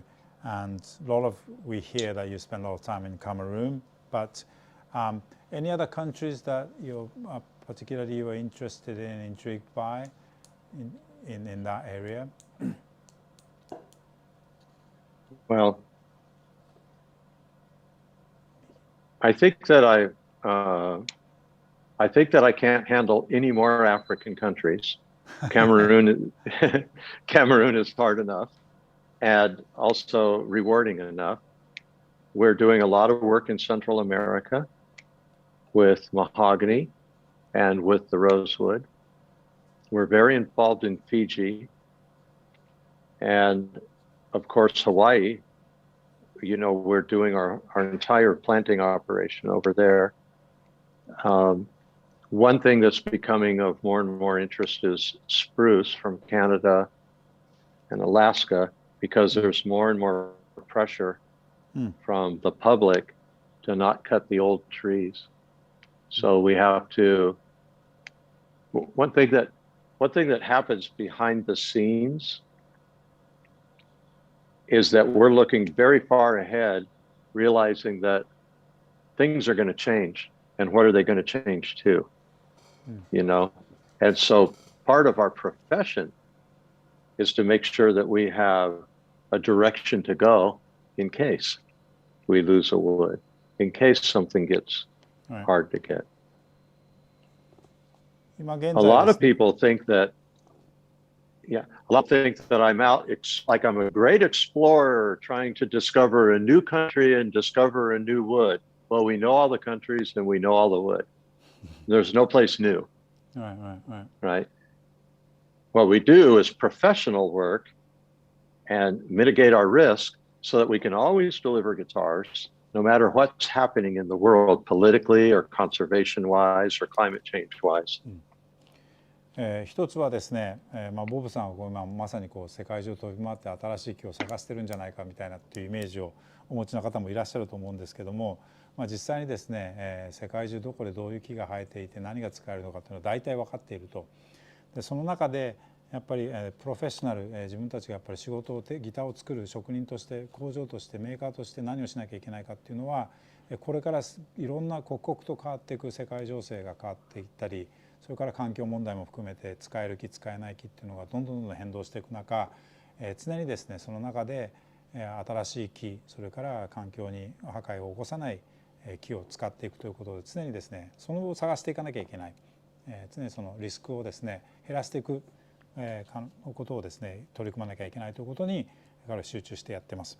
ですから、例えば、皆さんご存知の通りカマルーンのコアですね、ごめんなさい、カマルーンのエボニーですねに関しては今まで通り取り組んでますし、実際にやっぱりアフリカでのやっぱり、他のアフリカの国での活動はやっぱこれからどんどん減らしていくだろうと。カマルーンやっぱり一国でもう本当に手一杯だというふうにボブは感じていて、中南米にはやっぱりよく行くそうです。他にローズウッドの供給をやっぱり中南米から得るということで、中南米にはよく足を運びますし、あとはスプルースの問題もあって、アメリカ国内でもやっぱ古いスプルースの木を切るのはやっぱりいけないという動きがすごく強くなっているので、アラスカに行ったり新しいスプルースのですねやっぱ産地に足を運ぶことがすごく最近は増えてきたということです。はい。Okay. In your daily life, Bob, do you have any routine? Coffee's a routine. Okay. My day's a little bit varied, but I get up, I make some coffee at home. I take a little bit of time just to think. I usually answer some emails on my iPhone. I go to work, and I work out of a couple different buildings, and mostly I spend my time in the R&D area. You know the building that I work in. Yeah. And I work till 6 o'clock in the evening. And I come home and make some dinner. My life is quite boring. ボブさんへのですね、日常の生活でルーティンはありますか？またそれはどんなルーティンですかという質問に対して、最初に帰ってきたのはコーヒーを作ることだそうです。コーヒーに関しては毎日飲んでいて、で、必ずですねテイラーの工場の R&D のオフィスに行って夕方6時まで仕事して、帰ってきて夜ご飯を作るという比較的普通の生活をしているというのが、ボブのルーティンの答えでした。あれ、さえちゃんの質問と載ってないのこれね。Actually, kind of in conjunction with that, there's one of the artists that I asked this. When you get stuck with inspiration, and when is there a time where your flow of ideas stops? And when that happens, what do you do? Well, I work. Usually my ideas are ahead of my ability to produce them. So often I just work on the ideas that I have, and that's usually where new ideas come from. My ideas don't come out of the heavens. They usually come from the chop wood, carry water part of my day when we're making something that is an idea, but it might be 5 generations from that that's the true idea. Right. That we would never get to unless you're doing the work. I think it would be awful to be an idea man. I would rather be a worker. Right? And the ideas come when I work. これはですね、アーティストの一人バンジョーサイちゃんからの質問だったんですけど、そのアイデアに詰まったりとか、こうなかなか新しいものが思いつかないような時にどういうことをしてますかみたいなっていう質問だったと思うんですけども、大体ですねアイデアっていうのは日中の作業をしている時から生まれるもので、普段はいつもこう仕事をしている中から生まれるアイデアっていうのが徐々に育っていって大きなアイデアにこう育つということが多いと。ですから突然こう天から降ってくるようなものはほとんどなくて、日常のやっぱりそれこそルーティンワークの中から作業の中から生まれてくるものが多くて、僕自身はですねその大きな発想ができるアイデアマンになりたいと思ったことはなくて、実際にやっぱり自分はワーカー、作業する人、自分は職人でいたい。ですからその作業の中から生まれてくるものが、一つのアイデアとしてこう常に育っていくものだというふうに考えているので、常にですねこう日常の作業みたいなものを怠らないことからアイデアが生まれてくるそうです。Okay, 10 years from now on, how do you picture Taylor Guitars? 10 years from now? Yeah. Oh, I think Taylor Guitars is going to be enjoying employee ownership. I think that the people that have risen to actually feel like an owner, like a business owner, all of the people working together, I think we'll be more powerful than ever 10 years from now. I think that we'll be more efficient. I think that we'll have great factories. I think we'll be making a lot of GS Minis in the new factory. And but I think the Taylor Guitars is going to be more Taylor, not less Taylor. And that's the thing that I really hope for the future for Taylor. That's my goal, is that every decade we learn what Taylor Guitars is rather than forget what Taylor Guitars was, right? 10年後のテイラーはどうなっていると思いますかという質問で、最後に西洋さんからの質問なんですけども、10年後はですね、一言で言うとさらにテイラーになっていると。これテイラーが今以下になっているということは多分ないと思う。どういうことかっていうと、これからお話をする、従業員にテイラーの株を 100% 譲ったということも含めて、今以上に働いている皆さんがですねオーナーシップを感じて、自分たちの会社だということで今まで以上にいいギターをですねたくさん世界中の人に届けていることがやっぱり目に浮かんでいます。GS ミニも今以上に作っているのは工場も作るし間違いないだろうし、そういう意味でですね、今のこのテイラーのファウンデーションがさらに強くなっていることは確信しているということでした。I have a question. When you say Taylor Guitar, do you still feel like you're using your surname, or is it something that's now completely different now? Yeah, I haven't felt it's my surname for 25 or 30 years. When I see that sign behind you, I'm watching, I see Taylor Quality Guitars. I think of the guitar, I don't think of myself. It's true. A lot of times people go, well, how does it feel? Actually, Andy feels the same way, because sometimes people say, well, wouldn't you want to make Powers guitars instead of Taylor guitars? He goes, no, this is a great name. It's the name of the guitar, and I'm the one who's designing that guitar. And I feel the same way about the company and the guitar. 僕が最後にラピッドファイアの質問のセクションで聞きたかったのは、ボブ自身がテイラーギターっていう時にその自分の名前を言ってるような感じが今でもしますかって聞いたんですけど、もう25年か30年ぐらいはその全くない、これは本当にギターメーカーでありギターの名前だっていうふうに。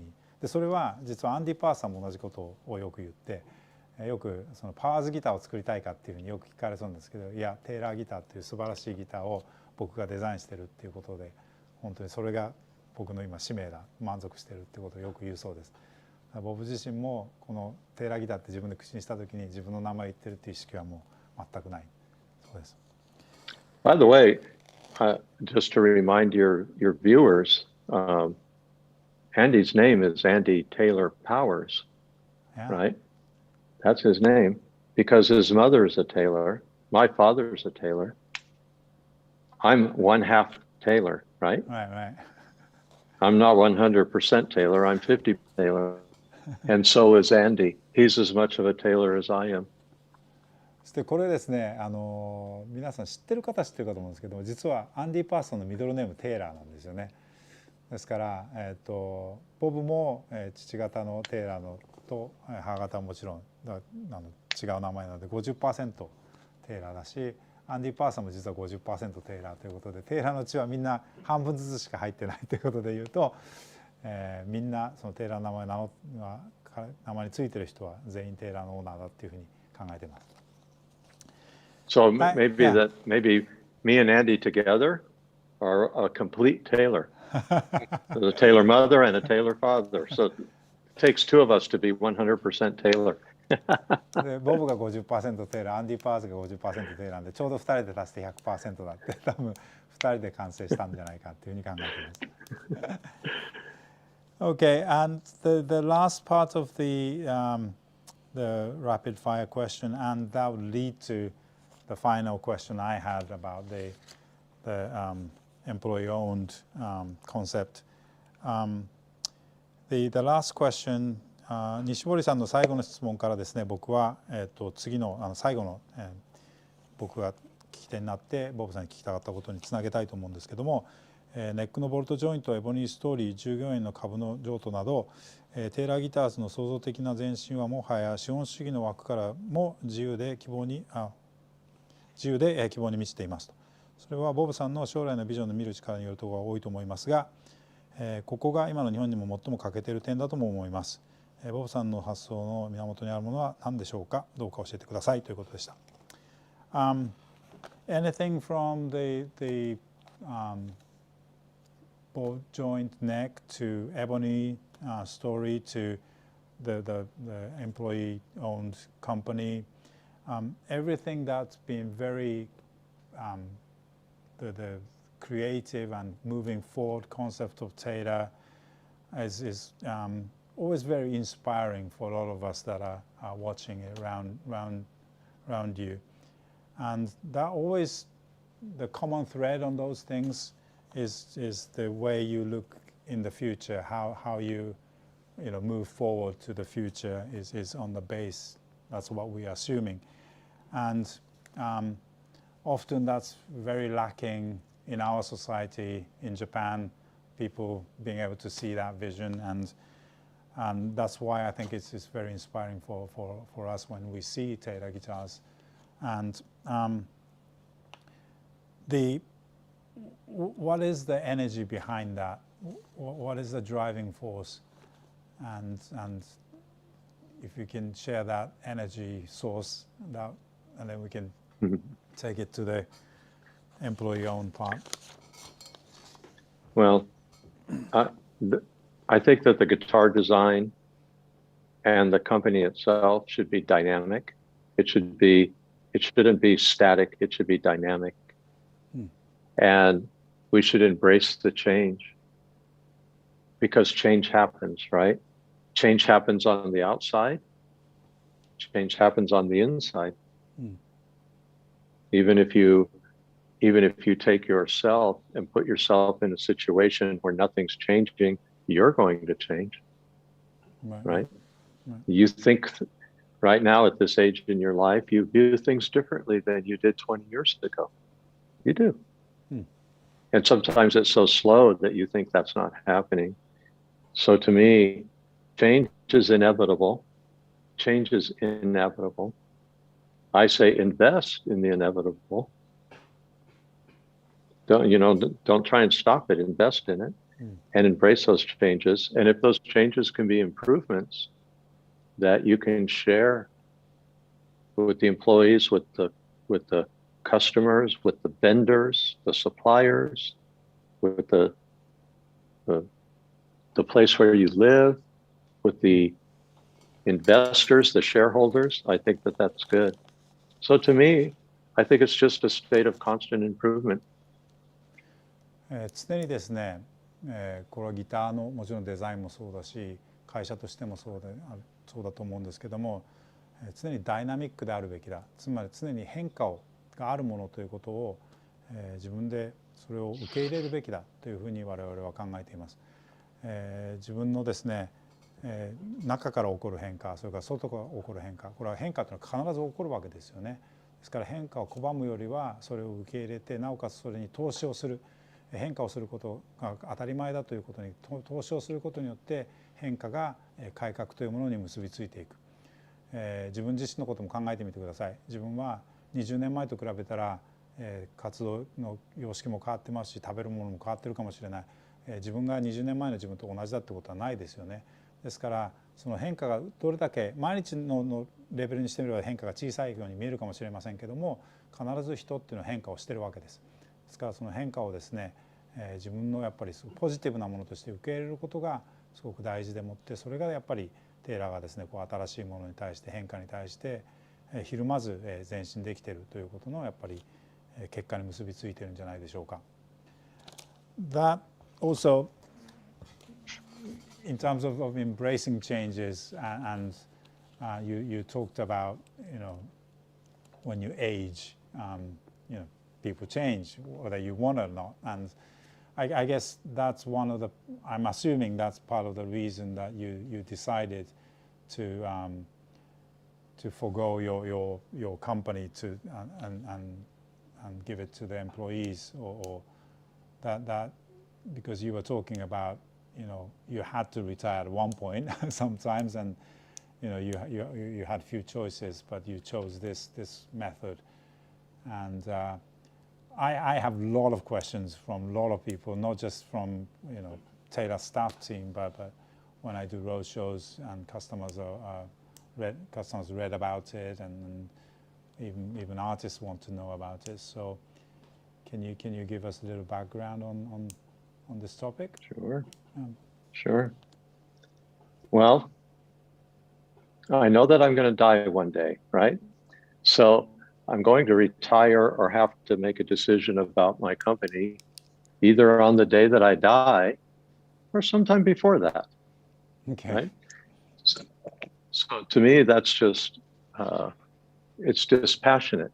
So who would own the company, and why would the next owner be worthy to own the company?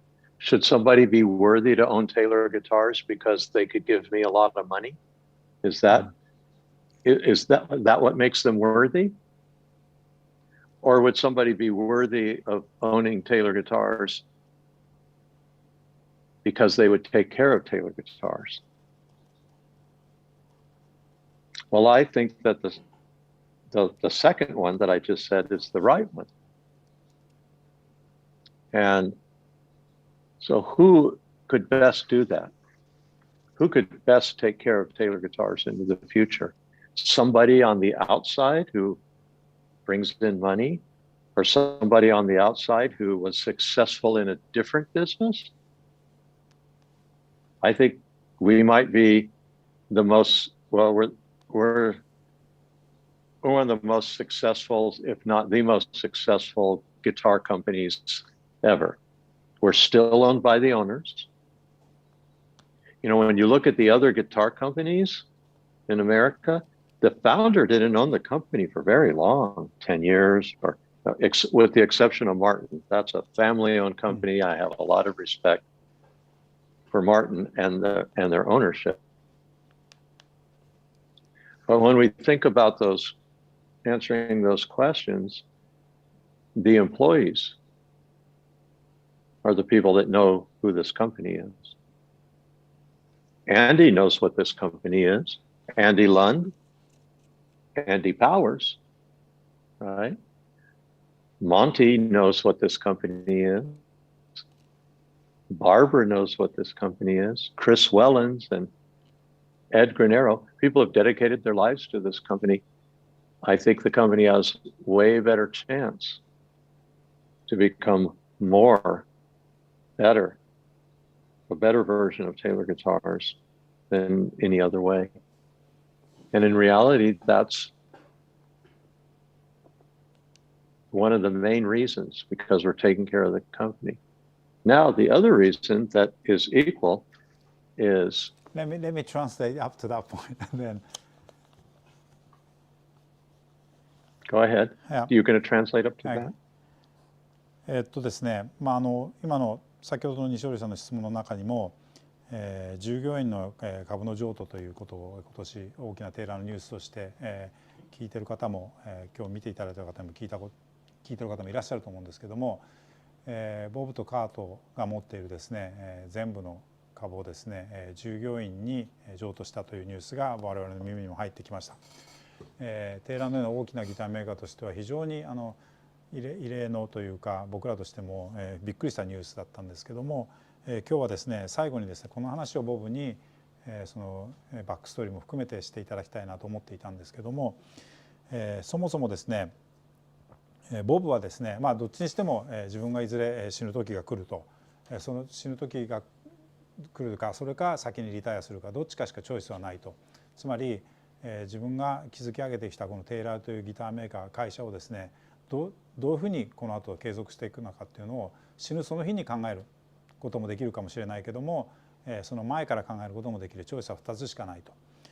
その前から考えるとすれば、じゃあ誰がなぜテーラーをですね受け取る権利があるのかということを考えた時、そのテーラーをですねこれから継続していくために一体誰がそれだけのですね恩恵を受ける権利があるのかということを考える。その人はそのお金をたくさん持ってるからなのか、その会社はお金をたくさん持ってテーラーを買うことができるからテーラーをですね受け継ぐ権利があるのか、それともですねテーラーをこれからもですね育てていく、すごくケアをしてくれるからテーラーをですね譲渡される権利があるのか、その2つしかチョイスはないとなると、やっぱり後者の方が圧倒的にそれは正しいと思う。要するにお金があるからテーラーを受けるのではなくて、ケアができるからという方を我々は選んだと。そうすると、じゃあケアできること、テーラーをケアできる人たちって一体誰なのか、それを考えた時に、じゃあそれは外から来た人なのか、例えば他のビジネスで成功してるからその人たちはテーラーもうまくいくのか、テーラーを受け継いでもうまくいくのか、そういうふうに考えました。でもそれは違うと思う。実際にですね一番テーラーのことをケアできるのは、それは今テーラーを創始者の本当にボブと一緒にずっと築き上げてきた従業員の人たちだろうと。テーラーのことを本当に心から愛して分かっている従業員の人たちがテーラーを受け継ぐべきだということをですね最終的に結論として達しました。で実際にですねアメリカのギターメーカーを見た時にマーチンを除いてはですね実は創始者っていうのは本当に最初の数十年しかしてなくて、その後は会社は他の2代目3代目もしくは大きなエンティティにこう引き継がれていっています。その中でボブ自身が創始者でまだ現役でいるという部分もテーラーは非常にユニークで、現役の時代にアメリカナンバーワンのアコースティックギターブランドになったからこそ、そのテーラーというブランドをですねよりよく育てるために、より大きくするために、よりサクセスフルにするために従業員の皆さんが受け継ぐことがベストだろうというふうに考えました。そしてもう一つ理由があるそうです。And the other reason is, well, the other reason is that in American society, there's become a lot of inequality of wealth. People who own things get very wealthy, and people who work for them sometimes don't get very wealthy. And this is a way to help solve that at Taylor. We make everybody an owner. And as the value of the company goes up, and it will, that value goes to them. So they have I've always said, I work for Taylor. I get a paycheck for working. But I also own Taylor. And so there's equity that I have from owning it. Right. You see. Now that's no longer my equity. It belongs to the employees. So they work for Taylor. But as the equity goes up, the value goes up, that value becomes theirs. And they can receive that value at retirement time. So it helps them a lot, right? Because equalizing wealth, I think, is an important thing for the society. And so that's equally important to us. そしてもう一つの理由はですね、賃金格差、それから、資産の格差がアメリカでは大問題になっています。会社を所有している人たちだけがどんどんお金をやっぱ増えていく中で、働いている人たちがどんどん貧困の問題にやっぱ直視しているという部分をテイラーとして何か解決ができないかということに対しても、テイラーとしてはボブとしては非常に大事なことだというふうに考えていました。ですから今回株をですね、社員の皆さんに全部譲ったことによって、ボブ自身はまだ社長として CEO としてもちろんお給料をいただいてお仕事をしてますけども、実際に会社のバリューが上がっていく中で、エクイティが増えていく中で、以前はボブは社長兼オーナーでした。そのオーナーの部分のエクイティは社員全員でシェアとすることによって、皆さんが引退された後に、社員の皆さんが引退された後に、そのですね富をみんなでシェアできるようにするということも、ボブカードにとっても非常に大事なことでした。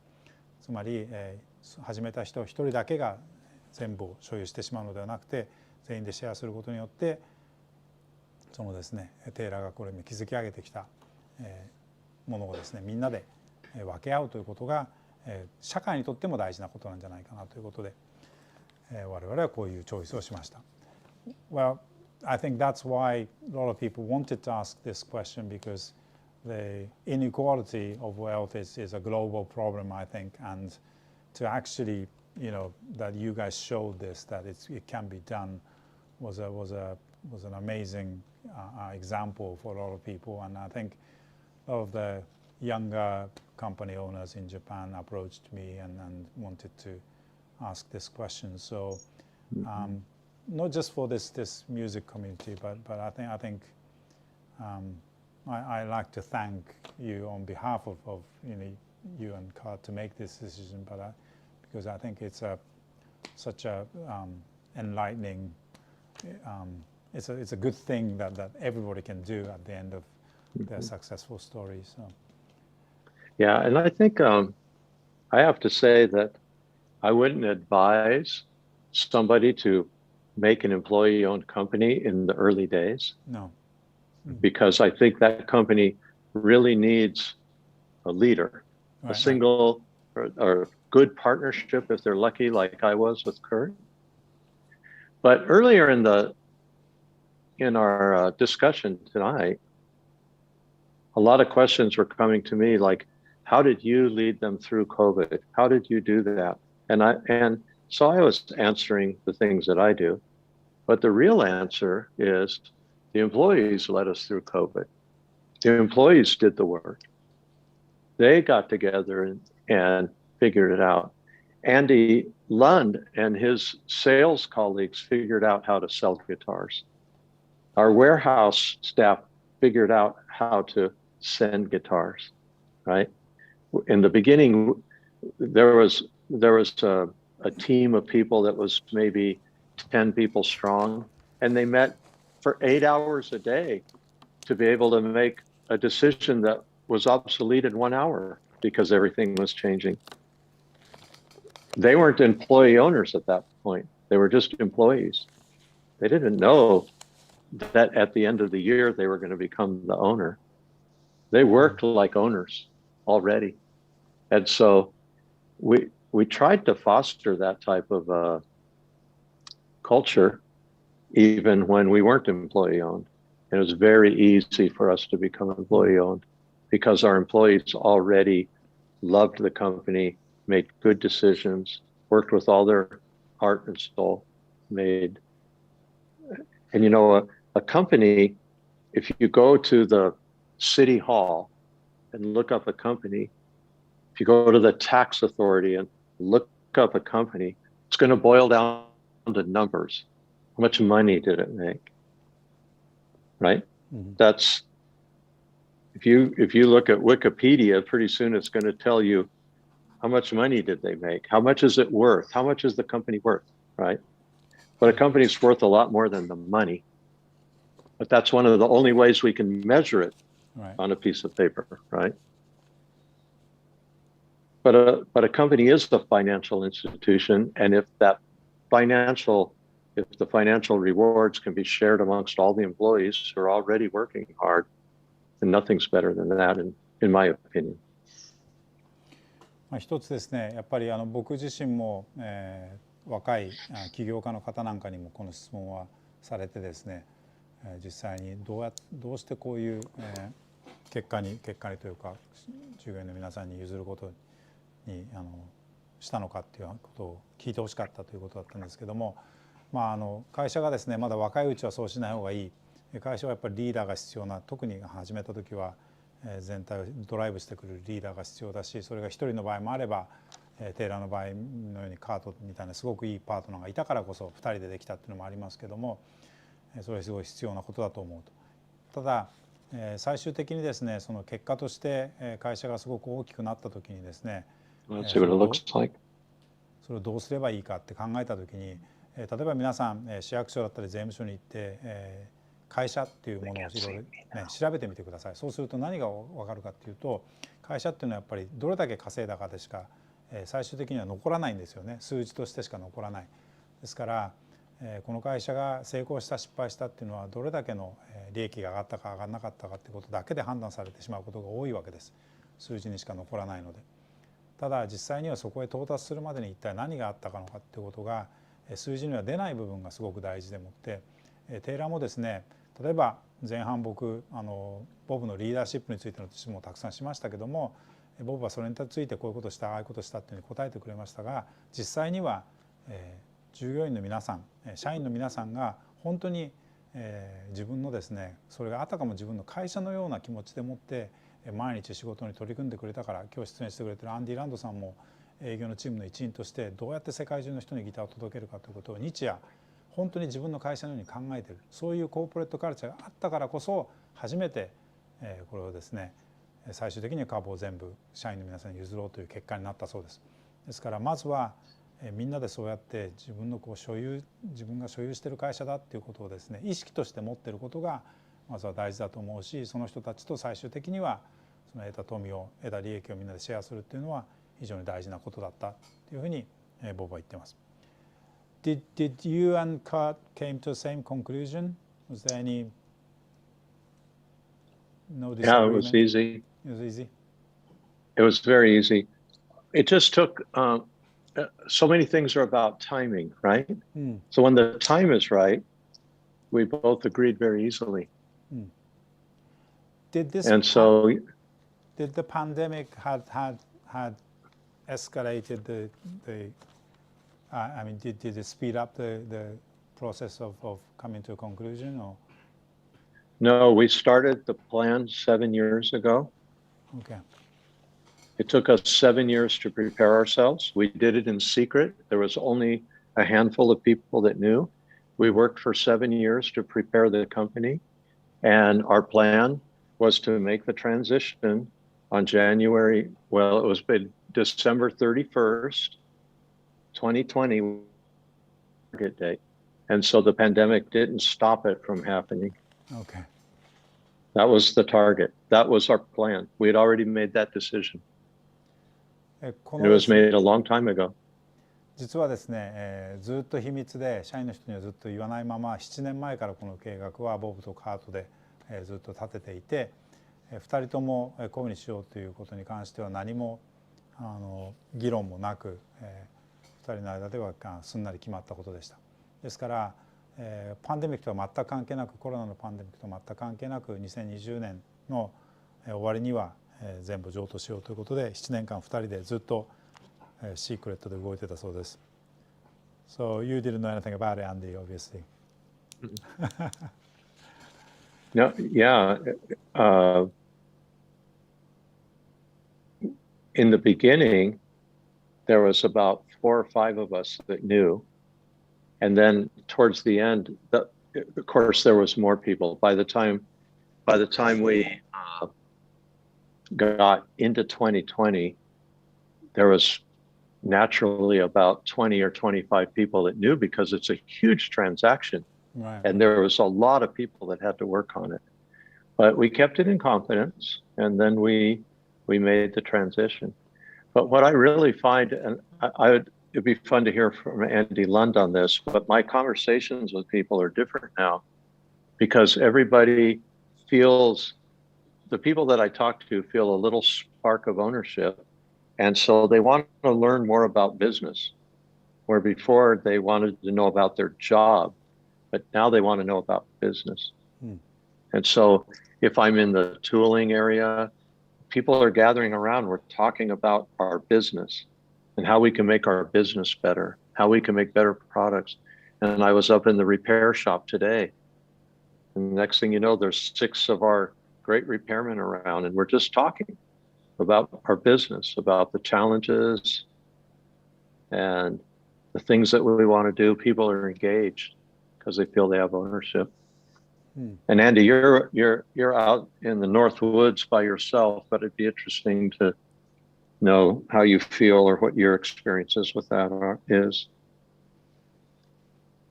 Sure. I see it too. I even though I'm not on campus and I don't have the ability to huddle with the coworkers, but what I see is people asking questions that they wouldn't have asked a year ago or 2 years ago. And if they would have asked them a couple of years ago, you would say, why do you need to know that? Because there's always kind of a little bit of, as a human, you need to protect yourself and your surroundings and what you've built for yourself, right? So there's a natural tendency, I think, in a lot of us to protect what we have. And if things are going well, nobody else needs to know, really, right? Because I'm doing it, I'm taking care of it. But now there are eyes on all different parts of the company, and as Bob mentioned, people want to do a better job. They are asking because they're not trying to be nosy. They're not trying to get into business. Wrong word. But they're trying to learn about the business. They're trying to learn about the business of Taylor Guitars, right? So they have more at stake now. And that's why they're asking those questions. That's why the repairmen are huddling around talking about business, because people are looking at it differently than they used to. 今一つボブがですね、このトランザクションが終わった後ですね、去年の終わりに譲渡したんですけども、最近ですね、社内でやっぱり会話が変わってきたっていうコメントをいただきました。どういうことかっていうと、以前はですね、従業員の人たちはその自分の受け持った仕事についての話しかしなかったのが、だんだんみんなその会社全体のビジネスについてすごく興味が出てきて、もしくはそれをもっとちゃんと知りたいということで、例えば休憩室での会話、本当に普通のですね、こうカジュアルな会話の中にも、そのテーラーの社のビジネスについての話をする人がものすごく増えたと。それはアンディ・ランドさんに対してもですね、同じかどうかってボブが今聞いたんですけども、まさにそうだと思うと。今まではですね、やっぱりどうしてもこう自分の仕事を守りたい、自分のポジションを守りたいという発想がどうしてもやっぱり生まれてしまう中で、自分の仕事のことにしか考えなかったっていうものが、いろんな人の会話の中でやっぱり会社が良くなることでもって自分の居場所もちゃんとできてくる、もしくは会社の業績とがすごく自分の仕事とダイレクトに結びついているという実感がやっぱり出てきていることが、こう会話を変えているというふうなことをアンディも実感しているそうです。It's, I hear that from even musicians that the guitar they chose is making a huge impact in the society, even we live in Japan, you know, it was a big news that you know, that like what you said, Bob, at the end, it wasn't just about Taylor, but this was an important thing in the society. You make this stand, and I think people felt a little bit more prouder that they chose Taylor because of that. And I think that's a very it's something that I wanted to tell you that was happening here too. Thank you. We in as many ways as we can, we like to make a good demonstration of how you can do things, and I think that this was a good demonstration, and it will prove in the long run to make Taylor a better company in the future. 実際に僕もミュージシャンの人たちからもですね、実際に自分の使っているギターメーカーがそういうことをアメリカの社会でした、なかなかこう聞かないようなことをですね、従業員の人たちがオーナーシップになったということは、ギターを使っている人でもやっぱりすごく嬉しく思う、非常に誇りに思うみたいなことをですね、僕も耳にしたのでそれを今ボブに伝えたんですけども、やっぱりこういうことをですね、デモンストレーションすることが大きな企業としての役目だと考えていて、すごくこれはいいデモンストレーションになったんじゃないかなというふうに本当に思ってます。Well, I think that comes to a conclusion. Thank you very much, Bob, for your time. And again, I really appreciate you. I know you're busy and it's late, but I really appreciate on behalf of all the staff. カメラこっちに切り替えてくれる。Everybody's here actually. You see that? Oh yeah. So, and hello everybody. Yeah, and thanks again for your time. And I caught you talking about this on one of the prime time, but now technically they can fire you now, right? Yeah. So, I guess they could band up and do it, so I better behave, right? So you better not be late tomorrow. So, so I let you go. But okay. Again, hopefully we can travel again, and I really can't wait to see you over there. Or if your travel schedule allow, we'd love to have you over here again sometime soon. And last time you were here, you gave lectures, and that was really great. So, you know, we'll be ready. So, I would love to come. I'm anxious to travel again. はい。今日はですね、遅くまで本当にボブにもですね出演していただいてありがとうということで、ボブがこの間冗談にちらっと言ってたんですけども、もう今オーナーが社員なので、ボブがクビにされることも十分可能性があるということで、あんまり遅くまで付き合わせちゃって明日遅刻すると大変なことになるかもしれないので、今日はこの辺でお開きにしたいと思いますが、またですね、また移動が可能になった時点でですね、ボブをまた日本にお招きしてリアルなイベントもできたらなというふうに考えてますので、今日遅くまで付き合っていただいて本当にありがとうございました。今日見ていただいたお客さんもですね、本当にありがとうございます。アーカイブももちろん残りますので、皆さん後でまた見直していただけるといいかなと思いました。Andy, thanks again for your time. Thank you, Mosky. And Bob, I'll see you again soon. Thank you. Okay, Mosky. Bye-bye, everybody. Bye-bye, Andy. Oh, Andy, you have a song. Yes. Well, that was Home Edition. This is the end. We hope that you enjoyed the show, and tell all your guitar friends about Home Edition. Arigato hosozawa, domo yamano. Thanks to Bob Taylor for staying up so late. Did you drink a lot of coffee to help you stay awake for Home Edition? Home Edition. Jamata Matane.